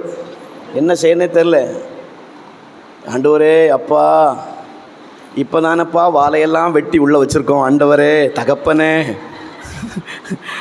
கிறிஸ்துவுக்குள்ளே வந்த பிறகு தானே ஆண்டவரே என் வாழெல்லாம் நறுக்கி உள்ளே வச்சிருக்கேன், திரும்பவும் எடுத்துருவான் போல இருக்கே தகப்பனே, ராஜாவே தகப்பனே ராஜாவே. உனக்கு வயசு 24 இருக்கும் தம்பி. நான் 25 வருஷத்துக்கு முன்னாடியே இந்த பகுதியெல்லாம் கட்ட பஞ்சாயத்துக்காக ஓடினவங்க ராஜா. தம்பி தம்பி பயலே, ஆண்டவரே ராஜாவே என்னை காப்பாற்றும் ஆண்டவரே. அந்த பகுதி ஃபுல்லாக நமக்கு தெரிஞ்ச நண்பர்கள், எனக்காக தோள் கொடுக்குற நண்பர்கள் பல பேர். ஆனால் கிறிஸ்துவுக்குள்ளே வந்த பிறகு எனக்கு ஆண்டவரை தவிர வேறு எந்த சொந்தமும் இல்லை, வேறு எந்த நட்புகளுக்கும் நான் இடம் கொடுப்பதில்லை. ஆனால் யாரோ ஒருத்தர் இவர் என்னை மிரட்டிகிட்டு இருக்கிறத ஏத்தால இருக்கிற மெடிக்கல்காரர் பார்த்துட்டார். பார்த்த உடனே ஐயோ சதீஷை யாரோ ஒருத்தர் சொல்கிறானேன்னு பார்த்து அவர் யாருக்கோ ஃபோன் அடித்து 4 பேர் சீக்கிரம் வந்துட்டாங்க. எங்கேருந்து வந்தாங்கன்னு தெரியல, 4 பேரும் அந்த செகண்டில் வந்து அவனை சுற்றிட்டாங்க. நான் சொல்கிறேன், அவர் தெரியாமல் பேசிட்டாரு, அவருக்கு தெரியலை, அவர் எனக்கு பக்கத்தூர் தான் தெரியலை, தெரியாமல் பேசிட்டார், விட்டுருங்க அப்படின்னு சொன்னால் 4 பேரும் என்ன விட்டுட்டாங்க, அவரை விடலை. அவன் பழைய கதையெல்லாம் கொண்டு வரான். இவர் யார் தெரியுமா, சதீஷை பற்றி தெரியுமா? நான் சொன்னேன், எனக்கு தெரியாது, என்னை பெருமையாக பேசி அவர்கிட்ட மாட்டி விட்டுறாத. அதை பேசுகிறான், இதை பேசுகிறான். சதீஷ் ஜாதிக்காக என்ன பண்ணியிருக்கான்னு தெரியுமா, அப்படி பண்ணியிருக்கான். அந்த மனுஷன் பயந்து நடுங்கி அழுதுட்டான். நான் அந்த இடத்துல நிற்கலை, எனக்கு பிடிக்கல அந்த இடத்துல நிற்கிறது. அவங்க ஜாதியை பற்றி பெருமையாக பேசுகிறாங்க, அதை பற்றி பேசுகிறாங்க, எனக்கு பிடிக்கல, கிளம்பிட்டேன். நான் ஒரே ஒரு வார்த்தை சொன்னேன், அந்த அண்ணனை மட்டும் அடிச்சிடாதீங்க. அந்த அண்ணன் என்னை பற்றி எதுவுமே பேசலை, அந்த அண்ணன் எதுவுமே பேசலை. இப்போ அவங்க என்ன பேசுனாங்கன்னு எனக்கு தெரியலை. இப்போ எங்கே பார்த்தாலும் சரி, ரயில்வே கேட்டை கிராஸ் பண்ணும்போது என்னை எங்கே பார்த்தாலும் சரி குஞ்சுக்குவார், இல்லைன்னா முகத்தை பார்ப்பார், இல்லைன்னா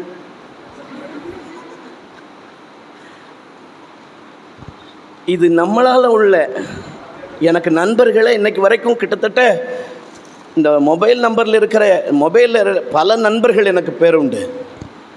பல ரவுடிகள் நண்பர்கள் எனக்கு முன்னாடி உண்டு, இந்த பகுதியில் இன்றைக்கி இருக்காங்க. ஆனால் யாற்றையும் போய் இந்த 17 ஆண்டுகள் ஒருத்தற்று போய் உதவிக்காக நின்னதும் இல்லை, ஒருத்தற்றையும் போய் துன்மார்க்கமாக நின்னதும் இல்லை, ஒரு நாள் யாற்றை போய் உதவிக்க நின்னதே இல்லை.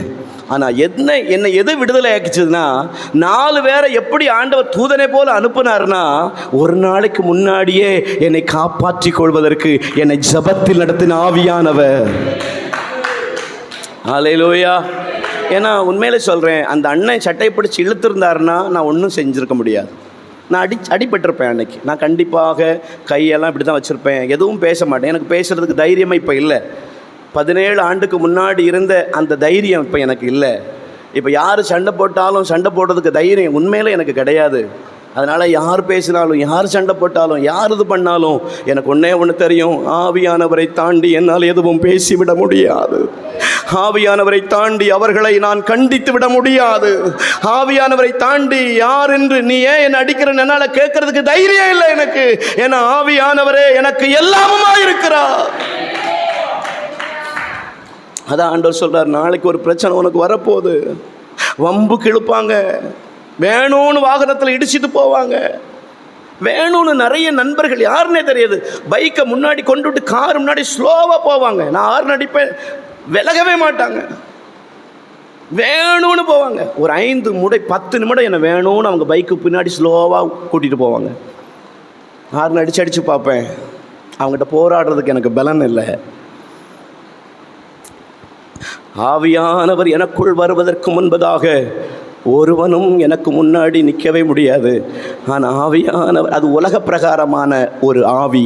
ஆனால் எனக்குள் பரிசுத்த ஆவி வந்தபோது அவன் எவ்வளோ தூரம் ஸ்லோவாக என்னை கூட்டிகிட்டு போய் கேவலமாக அவன் சொல்கிறான், எனக்கு பின்னாடி தான் காருக்காரன் வரணும், நான் வேணும்னு போவேன். இது ஏன் தெருவுக்கு தெரு ரவுடிகள் இருக்காங்க. இப்போது என்ன செய்வது?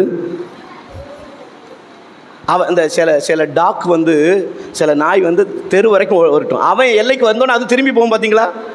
இவர் அந்த எல்லைக்கு மட்டும்தான் பைக்கில் வருவார், திருப்பி அவர் பைக் விடுவார். அடுத்து வேற ஒரு ஆள் நிற்பான் அங்கே. இது என் எல்லை.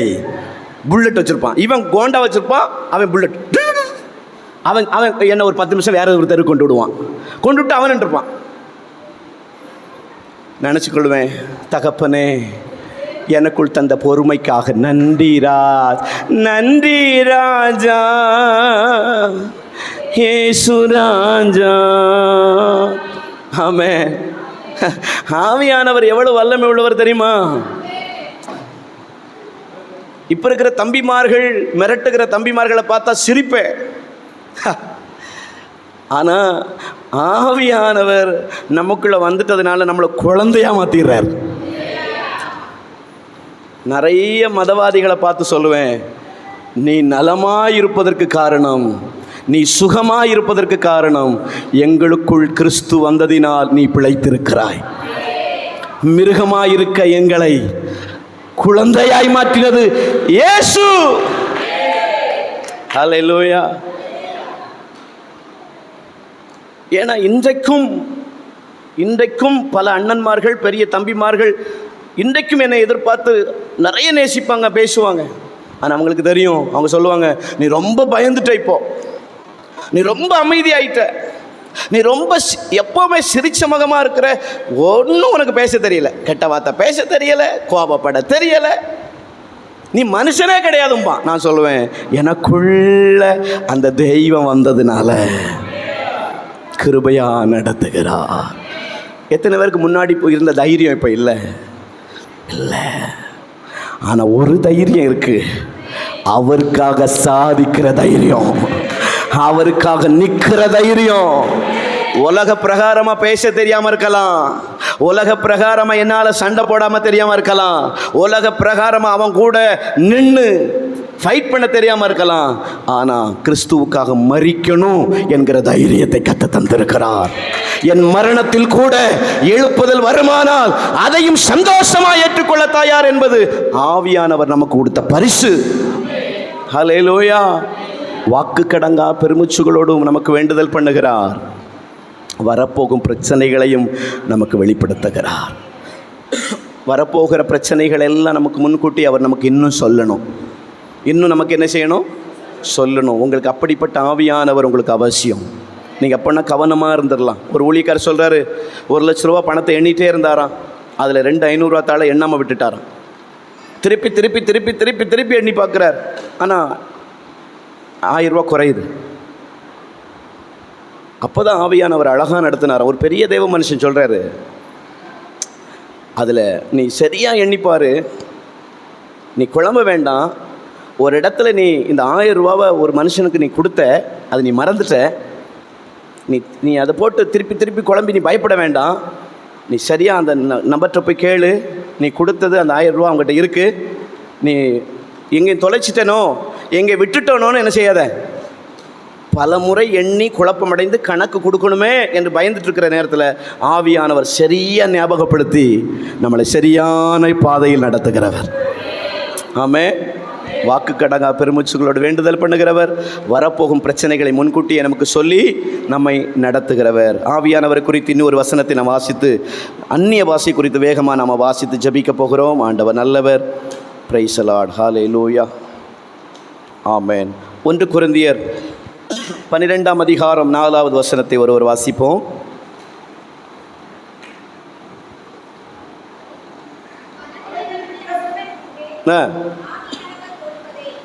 ஆவியான வரங்களிலே வித்தியாசங்கள் உண்டு, ஆவியானவர் ஒருவரே. ஹல்லேலூயா. அப்போ ஆவியானவர் வரங்களை நமக்கு பகிர்ந்து கொடுக்கிறவராயிருக்கிறார். ஜெபம் பண்ண உதவி செய்வார், வரப்போகும் பிரச்சனைகளை முன்கூட்டியே நமக்கு சொல்லி நம்மை தப்புவிக்க பண்ணுவார், வரங்களை நமக்கு பகிர்ந்து கொடுப்பார். வரங்களிலே வித்தியாசங்கள் உண்டு, ஆவியானவர் ஒருவரே. 9 வரங்கள். வரங்களில் எத்தனை உண்டு? எத்தனை வரங்கள்? கனிகள் எத்தனை? ஆவியின் கனிகள் எத்தனை? 9. அதுவும் 9 தான், இதுவும் 9 தான். ஆமாம், நம்ம இங்கே இருந்திருக்கிற எல்லாரும் ஆவியின் வரங்கள் யாவை? ஆவியின் வரங்கள் எத்தனை? அவை யாவை? ஆவின் கனிகள் எத்தனை? அவை யாவை? அப்படின்னு சொன்னால் டக்கு டக்கு டக்குன்னு சொல்கிற மாதிரி அவை யாவை? ஆவின் வரங்கள் எத்தனை? அவை யாவை? அன்பா, அது ஆவின் கனி. நான் ஒன்று செய்வோமா? நாளைக்கு நமக்கு கவர்மெண்ட் லீவு தான். நாளைக்கு மீட்டிங்கை நீட்டிருப்போமா? நீங்கள் யோசிச்சு சொல்லுவீங்களா? அதுக்குள்ளே 9 வரங்கள் 9 கனிகள். இந்த வரங்கள் எல்லாம் நமக்கு என்ன செய்கிறாரு? பகிர்ந்து கொடுக்கிறார். ஒவ்வொருத்தருக்கும் ஒவ்வொரு வரங்கள் என்று பகிர்ந்து கொடுக்கிறார். பவுல் எழுதின நிருபங்கள்லாம் நீங்கள் வாசித்து பார்த்தீங்கன்னா, பவுலுக்குள்ளே இந்த 9 வரங்களும் கிரியை செய்கிறத நம்ம என்ன செய்யலாம்? பார்க்கலாம்.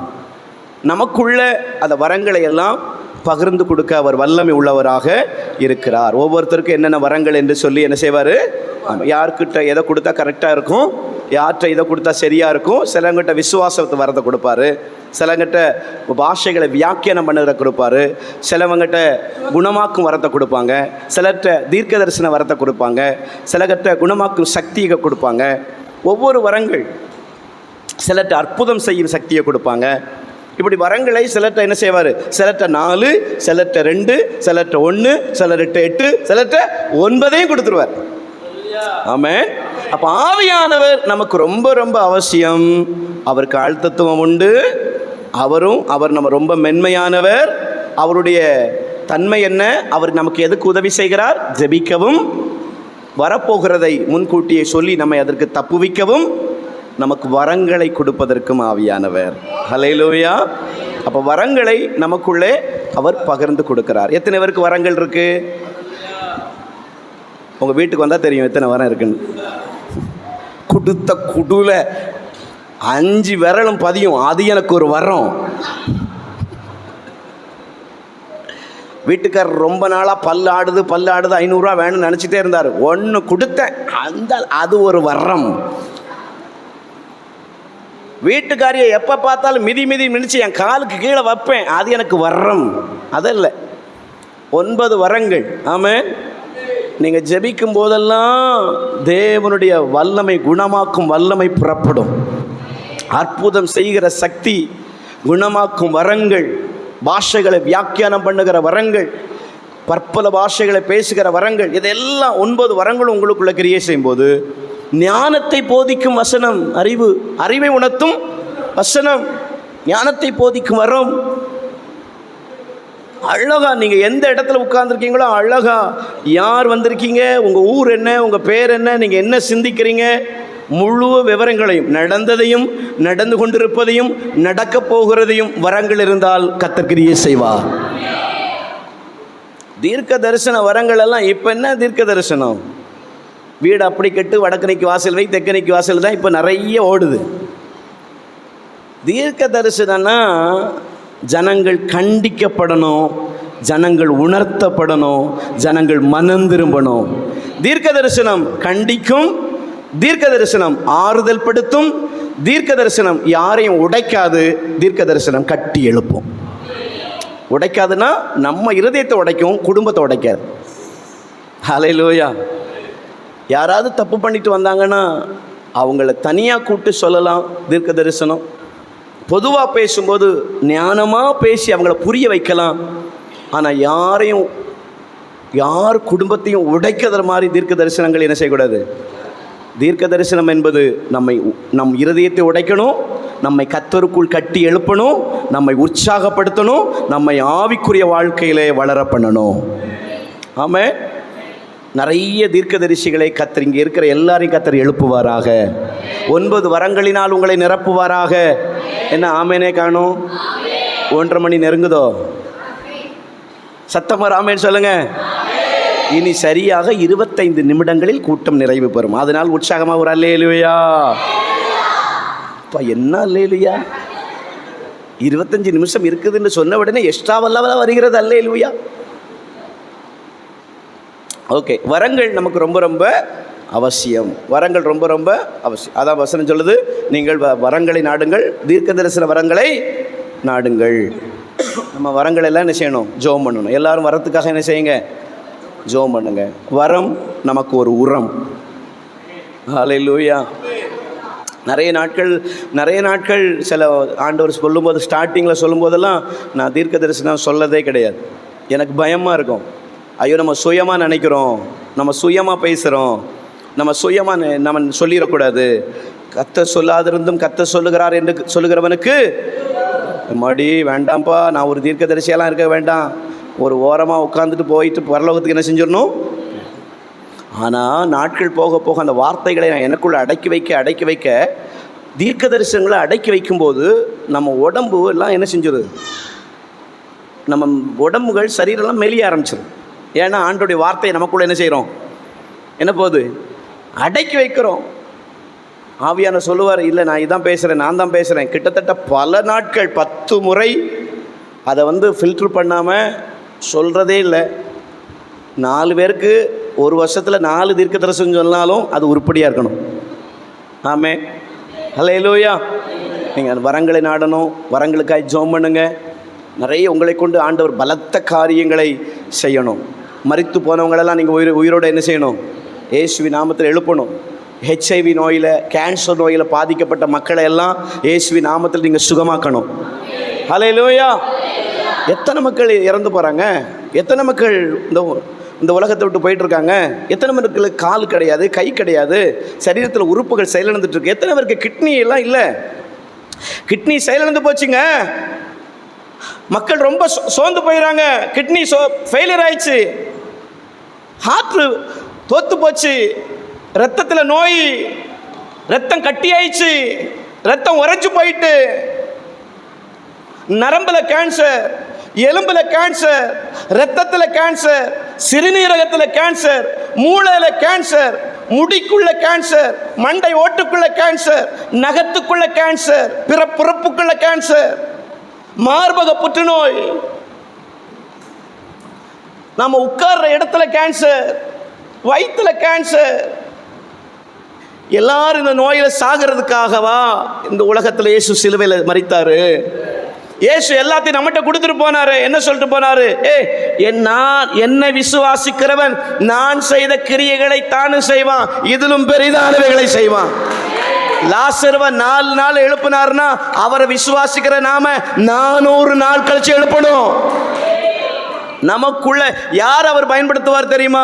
இந்த வசனத்தை அசை போட்டு இந்த உலகத்தை விட்டு நான் போகிறதுக்கு முன்னாடி எல்லா மதத்து மக்களுக்கும் கிறிஸ்தவம் ஒரு மதம் அல்ல, கிறிஸ்தவம் ஒரு மார்க்கம், இயேசு சாதாரணமானவர் அல்ல, அவர் தான் உண்மையான தெய்வம் என்பதை நிரூபிக்காம இந்த உலகத்தை விட்டு நான் போக மாட்டேன் என்கிற வைராக்கியம் உள்ளவங்களுக்கெல்லாம் அவர் வரங்களை கொடுப்பார்.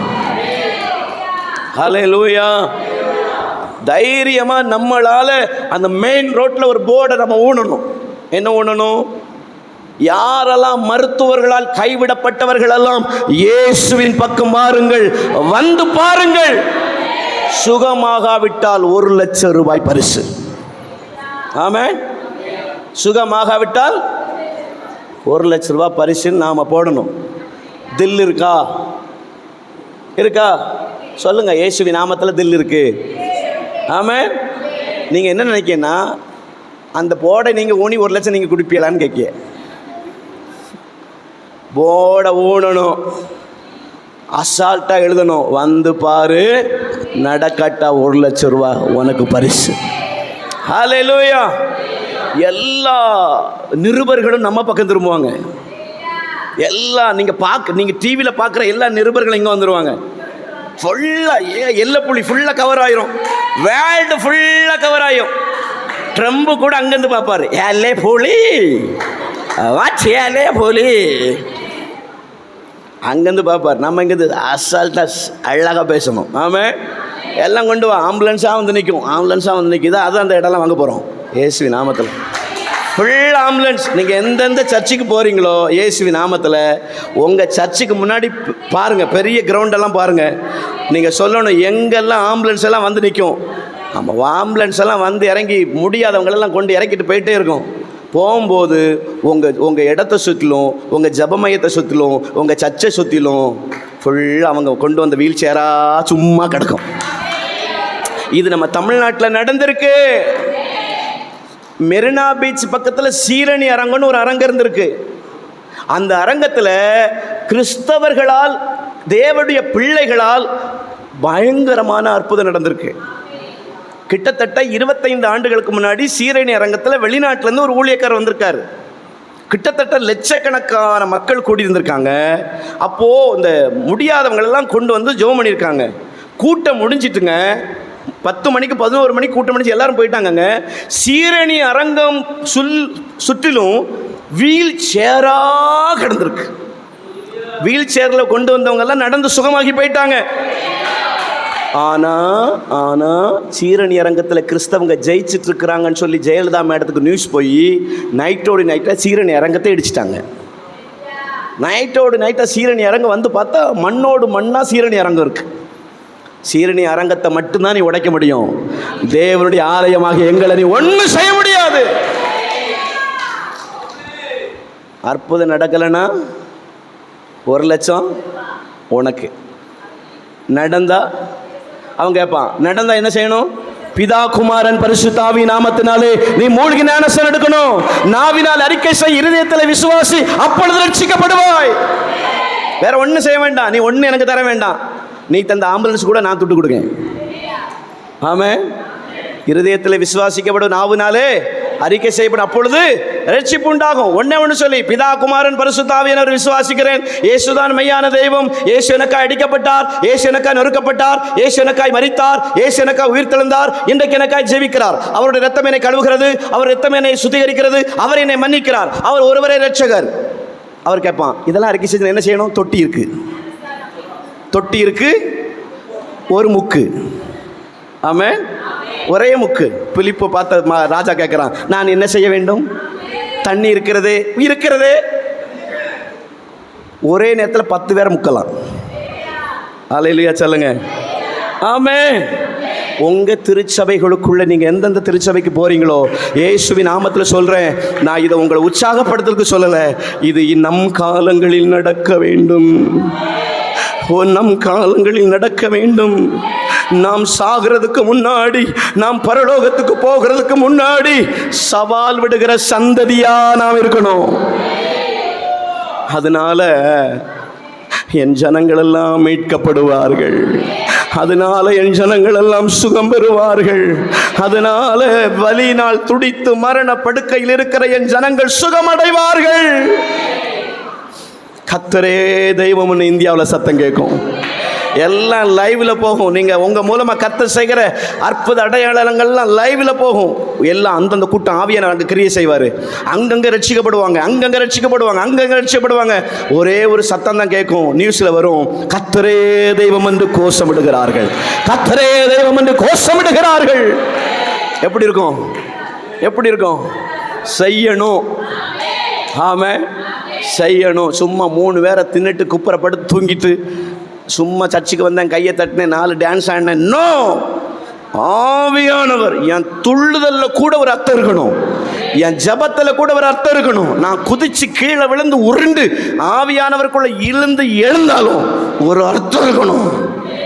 என்னை கொண்டு தேவன் என்ன செய்கிறாரோ, நான் கிறிஸ்தவன் என்று வாழ்வதை விட கிறிஸ்துவுக்காக வாழ வேண்டும். ஹல்லேலூயா. அவங்க கிறிஸ்தவங்களாம். இன்னைக்கு கிறிஸ்தவங்கள்லாம் நிறைய இருக்காங்க. கிறிஸ்தவங்கள்லாம் நிறைய ஆகின்னு பேர் வந்து எதுக்கு? என் கிறிஸ்து இன்னும் தெரியவில்லையே. மொபைல் கையில் வந்து 25 வருஷம் தான் ஆச்சு.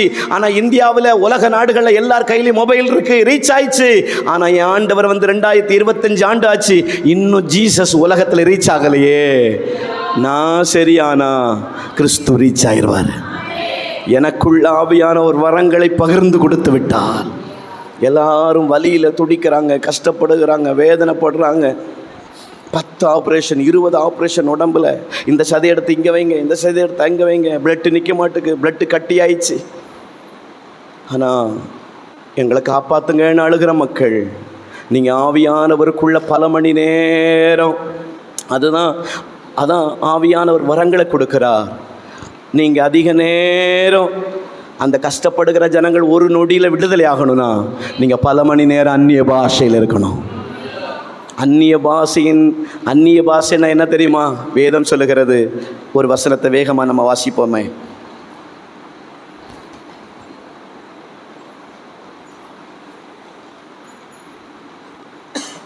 ஒன்று கொரிந்தியர் 14ஆம் அதிகாரம் 4வது வசனம். அந்நிய பாஷையில் பேசுகிறவன் தனக்கே பக்தி விருத்தி உண்டாக பேசுகிறான். தீர்க்கதரிசனம் சொல்கிறவனோ சபைக்கு பக்தி உண்டாக பேசுகிறான். போதும். அந்நிய பாஷையில் பேசுகிறவன் தனக்கு பக்தி விருத்தி உண்டாக பேசுகிறான். பக்தியில உங்களுக்கு ஒரு விருத்தி உண்டாவதற்கு தான் அந்நிய பாஷை. ஆவியானவரை பத்தி பார்த்தோம், இப்போ அந்நிய பாஷை பார்க்கிறோம். நீங்க அந்நிய பாஷை பேச பேச உங்களுக்குள்ள என்ன வருது? பக்தியில ஒரு விருத்தி வருது, பக்தி விருத்தி உண்டாகிறது. இன்னும் ஒரு வசனத்தை நம்ம வாசிப்போம்.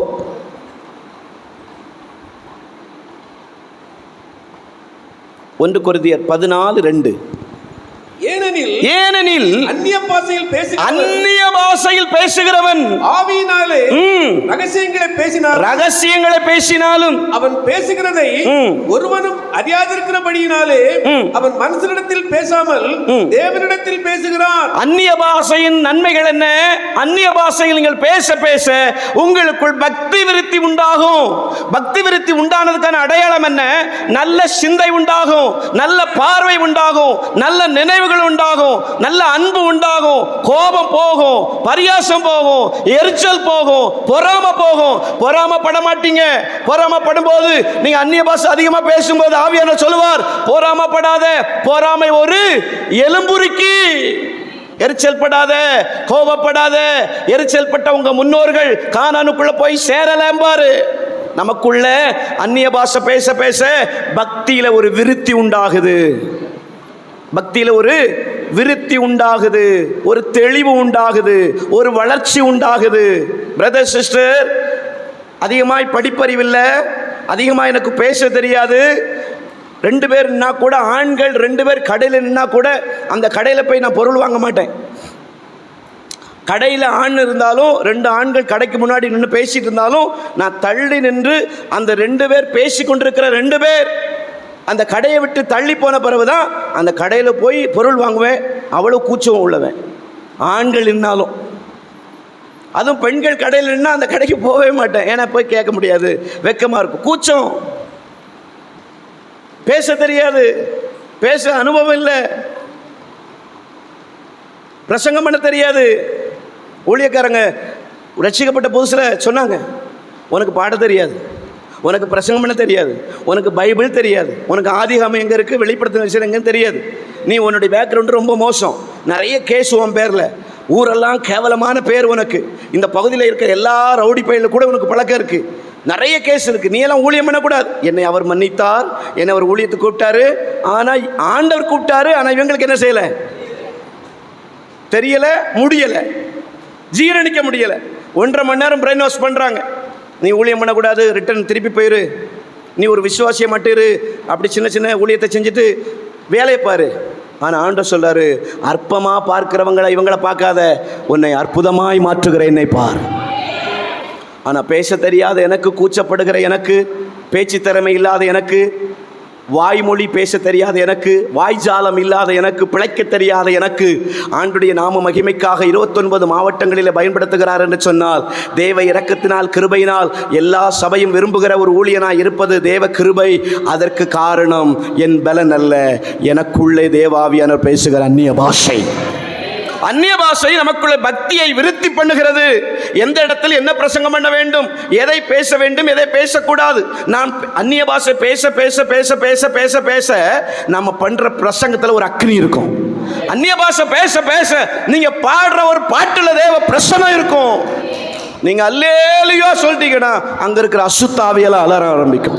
அது என் குரலில் இருக்கிற வல்லமை அல்ல, எனக்குள்ளே செயல்படுகிற அந்நிய பாஷையின் வல்லமை. ஆமென்.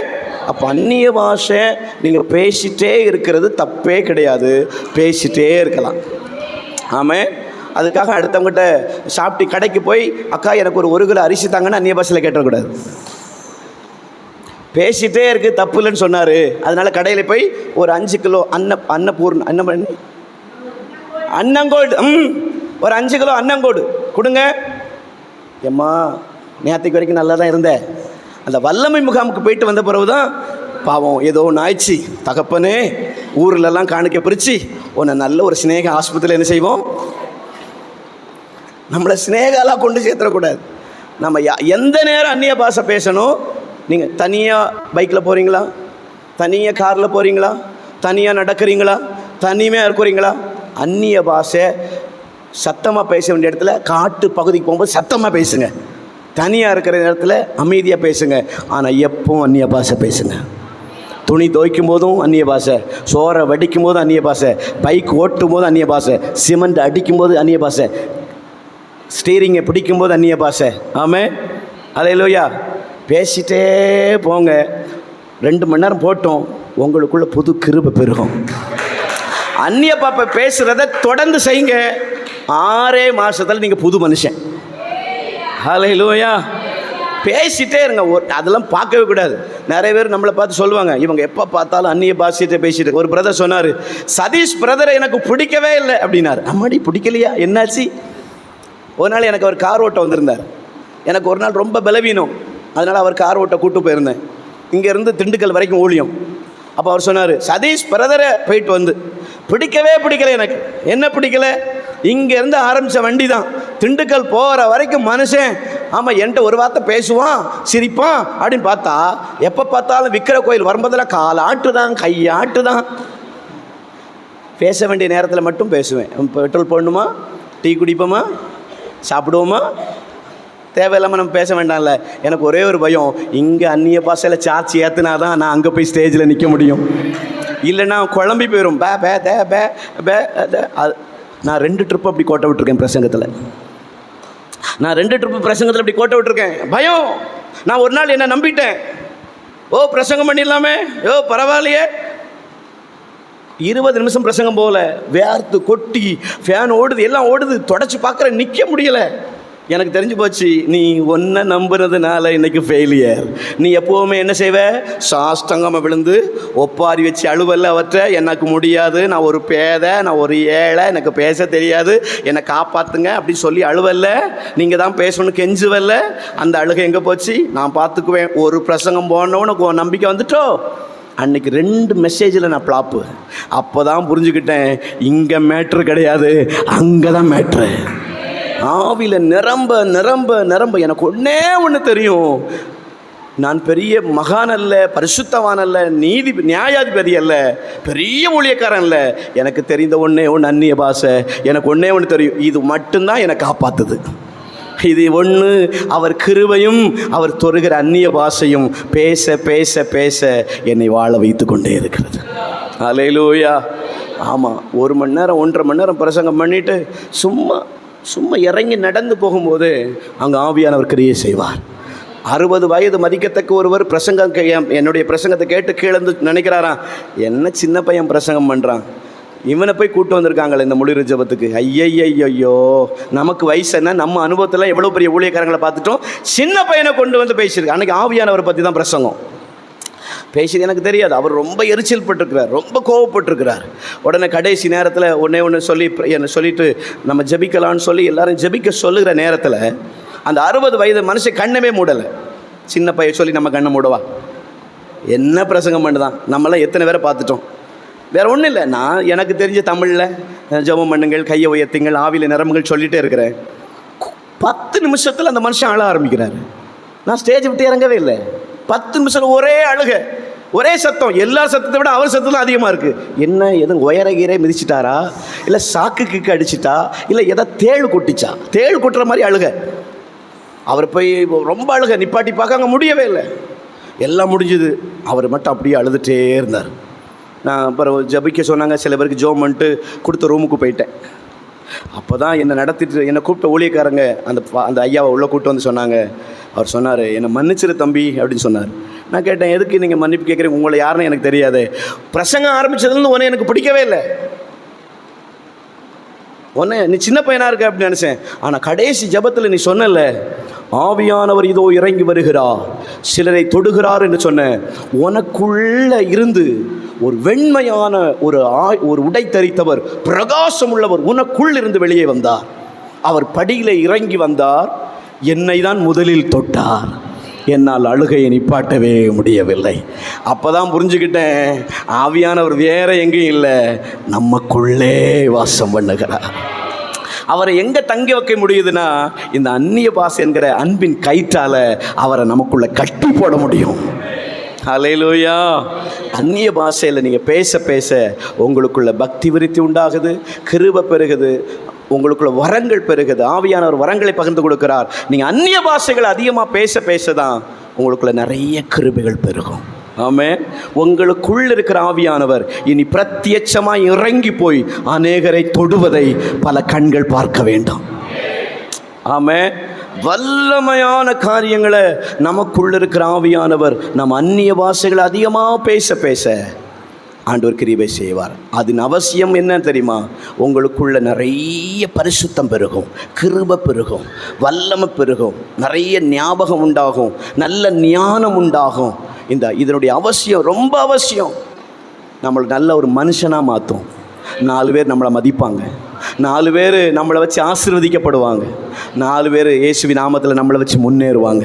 நீங்கள் பேசுகிற ஒவ்வொரு சின்ன ஆலோசனை கூட அவங்க வாழ்க்கையில் பெரிய திருப்புமுனையை உண்டாக்கும். ஆவியானவரும் அந்நிய பாஷையும் அதனுடைய அவசியத்தையும் நீங்கள் புரிந்து கொள்ளணும். ஆவியானவருக்குள்ளே நீங்கள் இன்னும் நிறைய ஆவியானவருக்குள்ளே காத்திருக்கணும். உபவாசத்தை அதிகப்படுத்துங்க, ஜெப நேரத்தை அதிகப்படுத்துங்க, நிறைய அந்நிய பாஷைகளை பேசுங்க. நல்ல ஆவியில் தனி ரூமில் அந்நிய பாஷையில் நிரம்பி குதித்து துள்ளுங்க. நல்ல பாட்டு பாடி சோத்திரம் பண்ணுங்க. விழுந்து தூக்கி எரியும். சில நேரத்தில் ஆவியில் நிரம்புவீங்க, கவலைப்படாதீங்க. நீங்கள் விழுந்து தூக்கி எரிஞ்சு தனி அறையில் தூக்கி வீசினாலும் பரவாயில்ல, வெளியே வரும்போது காண்டாம் மிருகத்துக்கு ஒத்த பலத்தை போல வருவீங்க. ஆமென். நம்ம எல்லாரும் எழுந்து நிற்க போகிறோம். ஆவியானவரை குறித்து நாம் பார்த்தோம், அந்நிய பாஷையை குறித்து பார்த்தோம், அதோடைய அவசியத்தை குறித்து பார்த்தோம். என்ன அவசியம் தெரியுமா? தேசம் ரட்சிக்கப்பட வேண்டும், தேசம் கர்த்தரை அறிய வேண்டும், தேசத்தின் ஜனங்கள் கர்த்தரை புரிந்து கொள்ள வேண்டும். ஆண்டவரே, நாங்கள் அப்புரோஜமானவர்கள் அப்பா, எங்கள் கடமையை மாத்திரம் செய்வதற்கு தேவன் கிருபை கொடுத்தீர். ஒரே ஒரு நிமிடம் நம்மை ஜபிக்க போகிறோம். ஆவியானவரே, உம்முடைய வல்லமை எங்களுக்குள்ளே பிரவாகிக்கட்டும் அப்பா. ஒரே ஒரு நிமிடம் ஜெபிப்பீங்களா? ஆண்டவரே, ஆவியானவரை குறித்து புரிந்து கொண்டவங்க ஜெபிக்க ஆரம்பிங்க. ஆவியானவரை குறித்து புரிந்து கொண்டவங்க ஜெபிக்க ஆரம்பிங்க. அந்நிய பாஷையை குறித்து புரிந்து கொண்டவங்க ஜெபிக்க ஆரம்பிங்க. அவசியத்தை குறித்தவங்க புரிந்து கொண்டவங்க. என் தேச ஜனங்கள் அழிஞ்சிட்டு இருக்காங்க. என் தேச ஜனங்கள் நரகத்தை தேடி போயிட்டு இருக்காங்க. என் ஜனங்கள் கஷ்டத்தை அனுபவிக்கிறாங்க. நீங்க சொல்லணும், என்ன வச்சு ஒரு பிரயோஜனம் வேணும்பா. அவசியம் பிரதர் சிஸ்டர், அவசியம் என்ன தெரியுமா? என் ஜனம் விடுவிக்கப்பட வேண்டும், என் ஜனம் விடுவிக்கப்பட வேண்டும், என் ஜனம் விடுவிக்கப்பட வேண்டும், என் ஜனம் விடுவிக்கப்பட வேண்டும். உன் மீது அப்படிப்பட்ட கிருபை அல்லவா வைக்கிறா? என் ஜனம். அந்நிய பாஷை பெற்றவங்க பேச ஆரம்பிங்க. அபிஷேகம் பெறாதவங்க, அந்நிய பாஷையின் அர்த்தத்தை புரிந்து கொண்டவங்க, சின்ன பிள்ளைங்களாம் எனக்கு அந்நிய பாஷை தாங்கன்னு கெஞ்சி புரிந்து கொண்டவங்க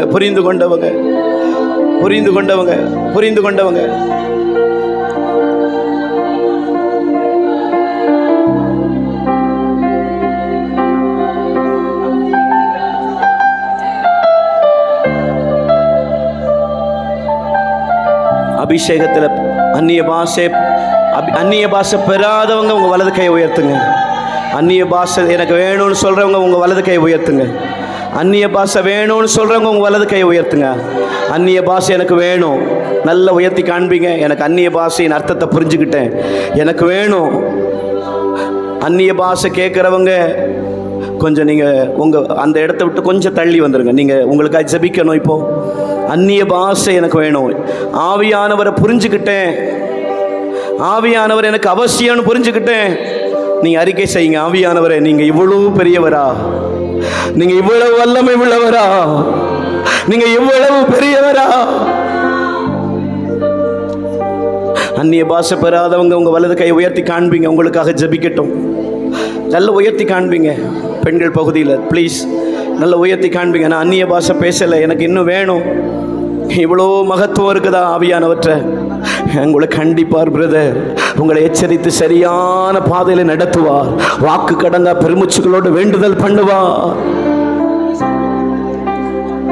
வரப்போகிற பிரச்சனைகளை முன்கூட்டியே நமக்கு காண்பித்து நம்மை தப்புவிப்பார். தகப்பனே, வரங்களை பகிர்ந்து கொடுக்கிற ஆவியானவர்.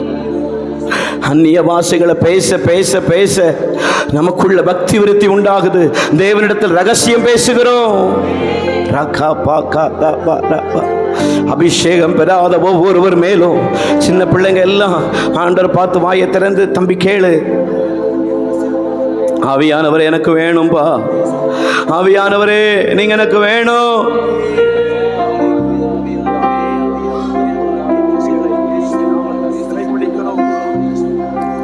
இப்போ அந்நிய பாஷையின் வல்லமைகளை கர்த்தர் உங்கள் மேலே வைக்கிறார். நல்ல வாய்களை திறந்து கர்த்தரை ஸ்தோத்திரம் பண்ணுங்க. இன்னைக்கு வேணும்னு வாஞ்சை யாருக்கு கிடைக்கும் தெரியுமா? தாகம் உள்ளவன் மேல் தண்ணீரையும் வறண்ட நிலத்தின் மேல் ஆறுகளை நான் ஊற்றுவேன். யார் தாகம் உள்ளவனோ அவன் என்னிடத்தில் வந்து பானம் பண்ண கடவன். தாகம் உள்ளவன் மேல் தாகமுள்ளவன் மேல் தண்ணீரையோ, தாகமுள்ளவன் மேல் தண்ணீரையோ, தாகமுள்ளவன் மேல் தண்ணீரையோ, வறண்ட நிலத்தின் மேல் ஆறுகளை ஊற்றுவேன். ஓ, தாகமாய் இருக்கிறவன் எவனோ அவன் என்னிடத்தில் வந்து பானம் பண்ண கடவன். ஓ ரீமா நாகாஷ், அந்நிய பாஷைகள், நாவின் கட்டுகள் நசரேயனாகிய இயேசுவின் நாமத்தில் கட்டவிழ்க்கப்படுவதாக. அந்நிய பாஷைகள், தாகமுள்ளவன் மேல், தாகமுள்ளவன் மேல், தாகமுள்ளவன் மேல் என் ஆவியை ஊற்றுவேன். ஒரு காப்பா காத்தாப்பா, மாம்சமான யாவர் மேலோ இதோ நாவின் கட்டுகள் அவிழ்க்கப்படுகிறது. ஆவியானவர் உங்கள் மீது வல்லமையாக இறங்குகிறார்.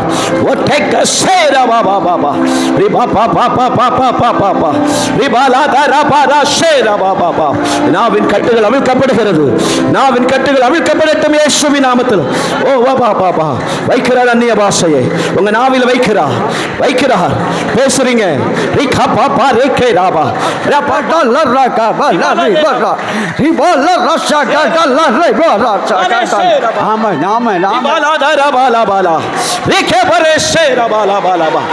அந்நிய பாஷைகளுக்கா இறங்குகிறது வல்லமை, இறங்குகிறது வல்லமை. அந்நிய பாஷைகள் ஒவ்வொருவர் மேலும், ஒவ்வொருவர் மேலும் ரக்காப்பா. இப்போ கர்த்தர் நாவை தொடுகிறார், கர்த்தர் நாவை தொடுகிறார். நாவின் கட்டுகள் அவிழ்க்கப்படுகிறது. இப்ப அந்நிய பாஷை கர்த்தர் வைக்கிறார்.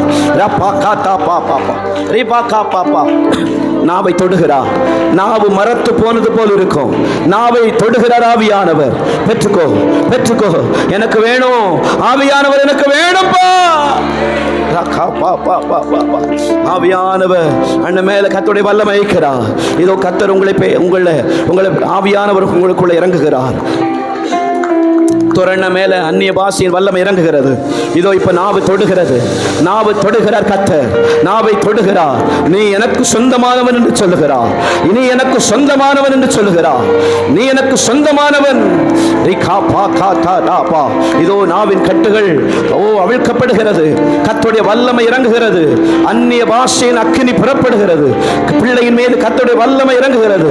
கர்த்தருனை தொடுகிறார். ஓ ராபா காத்தே ரேமேஷே ராபாரா ரிமானா தேனாமா ஷெம்தோனாமா ரிமா தேனா ஷேரே பாலாதாரா பாபா. கர்த்தருடைய அக்கினி புறப்படட்டும், கர்த்தருடைய அக்கினி புறகட்டும். ஓ ராகா பா காதா பா ரேமா ஷே வல்லமை. இதோ நாவின் கட்டுகளை கர்த்தர் உன் வாயை விட்டு அவிழ்க்கிறார். அந்நிய பாஷை உன் நாவில் உண்டாகிறது. உன் சரீரம் முழுவது அக்னி, உன் சரீரம் முழுவது அக்னி. இயேசுவின் வல்லமை.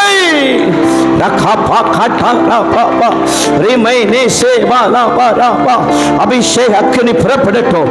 அந்நிய பாஷையில் வல்லமை புறப்படட்டும். இதோ கர்த்தர் உன்னை நிரப்புகிறார்.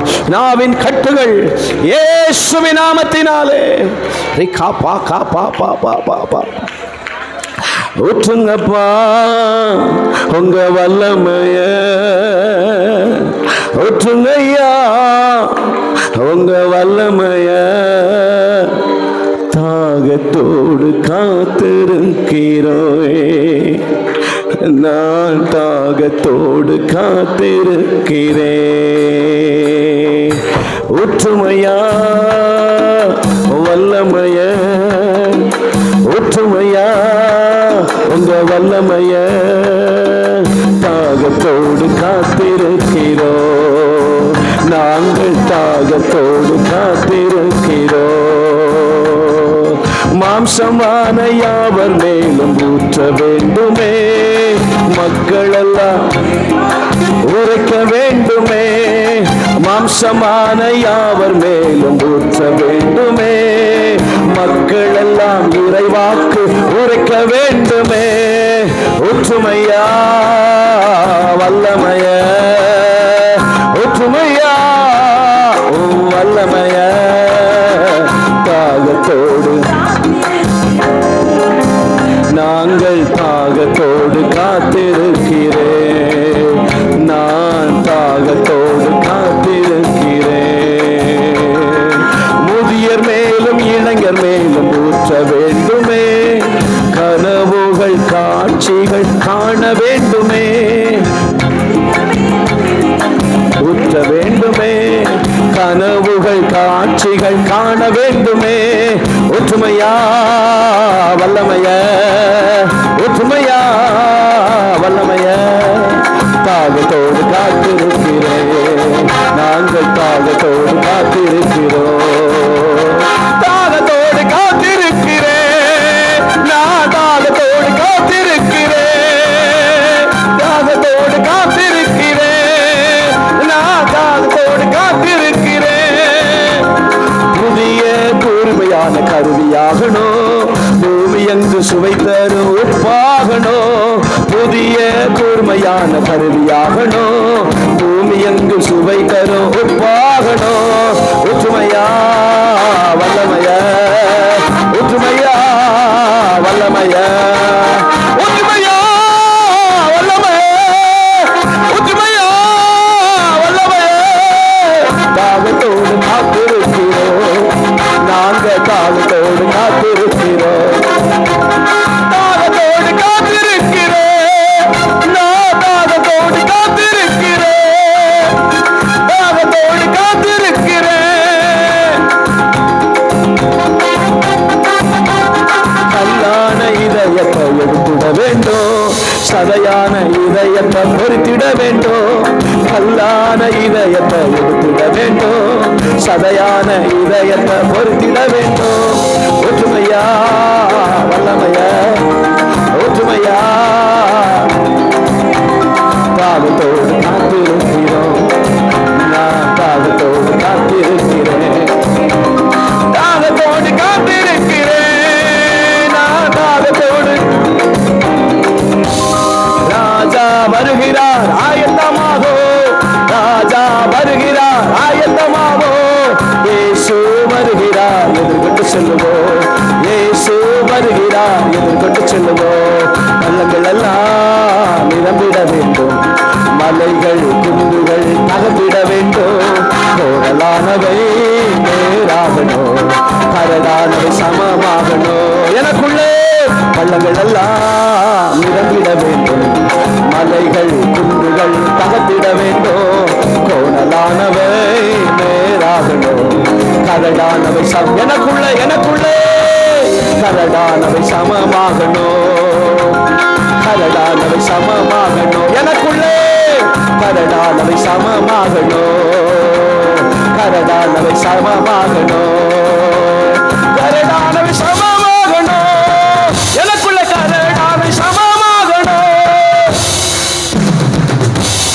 ராஜா வருகிறார் ஆயத்தமாவோம், ராஜா வருகிறார் ஆயத்தமாவோம், இயேசு வருகிறார் எதிர்கொண்டு செல்லுவோம், இயேசு வருகிறார் எதிர்கொண்டு செல்லுவோம். பள்ளங்கள் எல்லாம் நிரம்பிட வேண்டும், மலைகள் குன்றுகள் தகர்ந்திட வேண்டும், கோடலானவர் நேராகட்டும், கரடானவை எனக்குள்ளவைகள் எல்லாம் கரடானவை சமமாகணும், கரடானவை சமமாகணும். தாகத்தோடு காத்திருக்கிறேன் நான், காத்திருக்கிறேன் நான், தாகத்தோடு வல்லமையின் ஆவியானவரே, right now, fill now Jesus, rakapa, ripaka, repaka se, rapaka sepa, ore se rapaka, rimana se kapaka, resha, karase vatelapa, resha pakapa. இயற்கைக்கு அப்பாற்பட்ட காரியங்களை கர்த்தர் உன்னை கொண்டு செய்யப்படுத்தி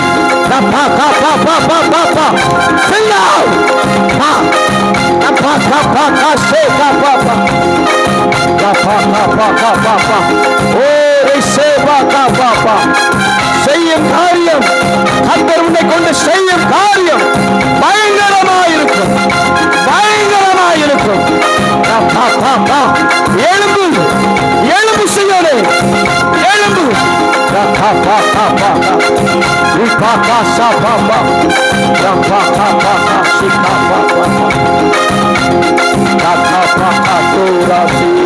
தாகத்தோடு காத்திருக்கிறேன் நான், தாகத்தோடு காத்திருக்கிறேன்,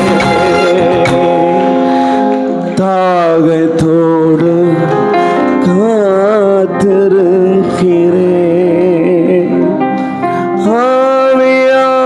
ஆவியானவரே, உங்க அந்நிய பாஷையின் அவசியத்தை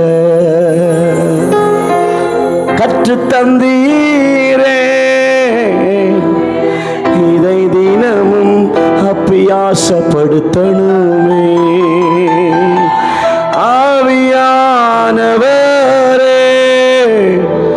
உங்க அந்நிய பாஷையின் அவசியத்தை கற்று தந்தீரே, நான் தினமும் கற்றுக்கொள்ள கிருபை தாரும். என் தேசத்திற்கு நான் புரோஜனமா, என் ஜனங்களுக்கு நான் புரோஜனமா, என் தேசத்தின் கண்ணீரை துடைப்பதற்கு நான் புரோஜனமா மாறணும், நான் புரோஜனமா மாறணும். என் ஜனங்களுக்கு, என் ஆண்டவருக்கு நான் புரோஜனமா மாறணும், நான் புரோஜனமா மாறணும்.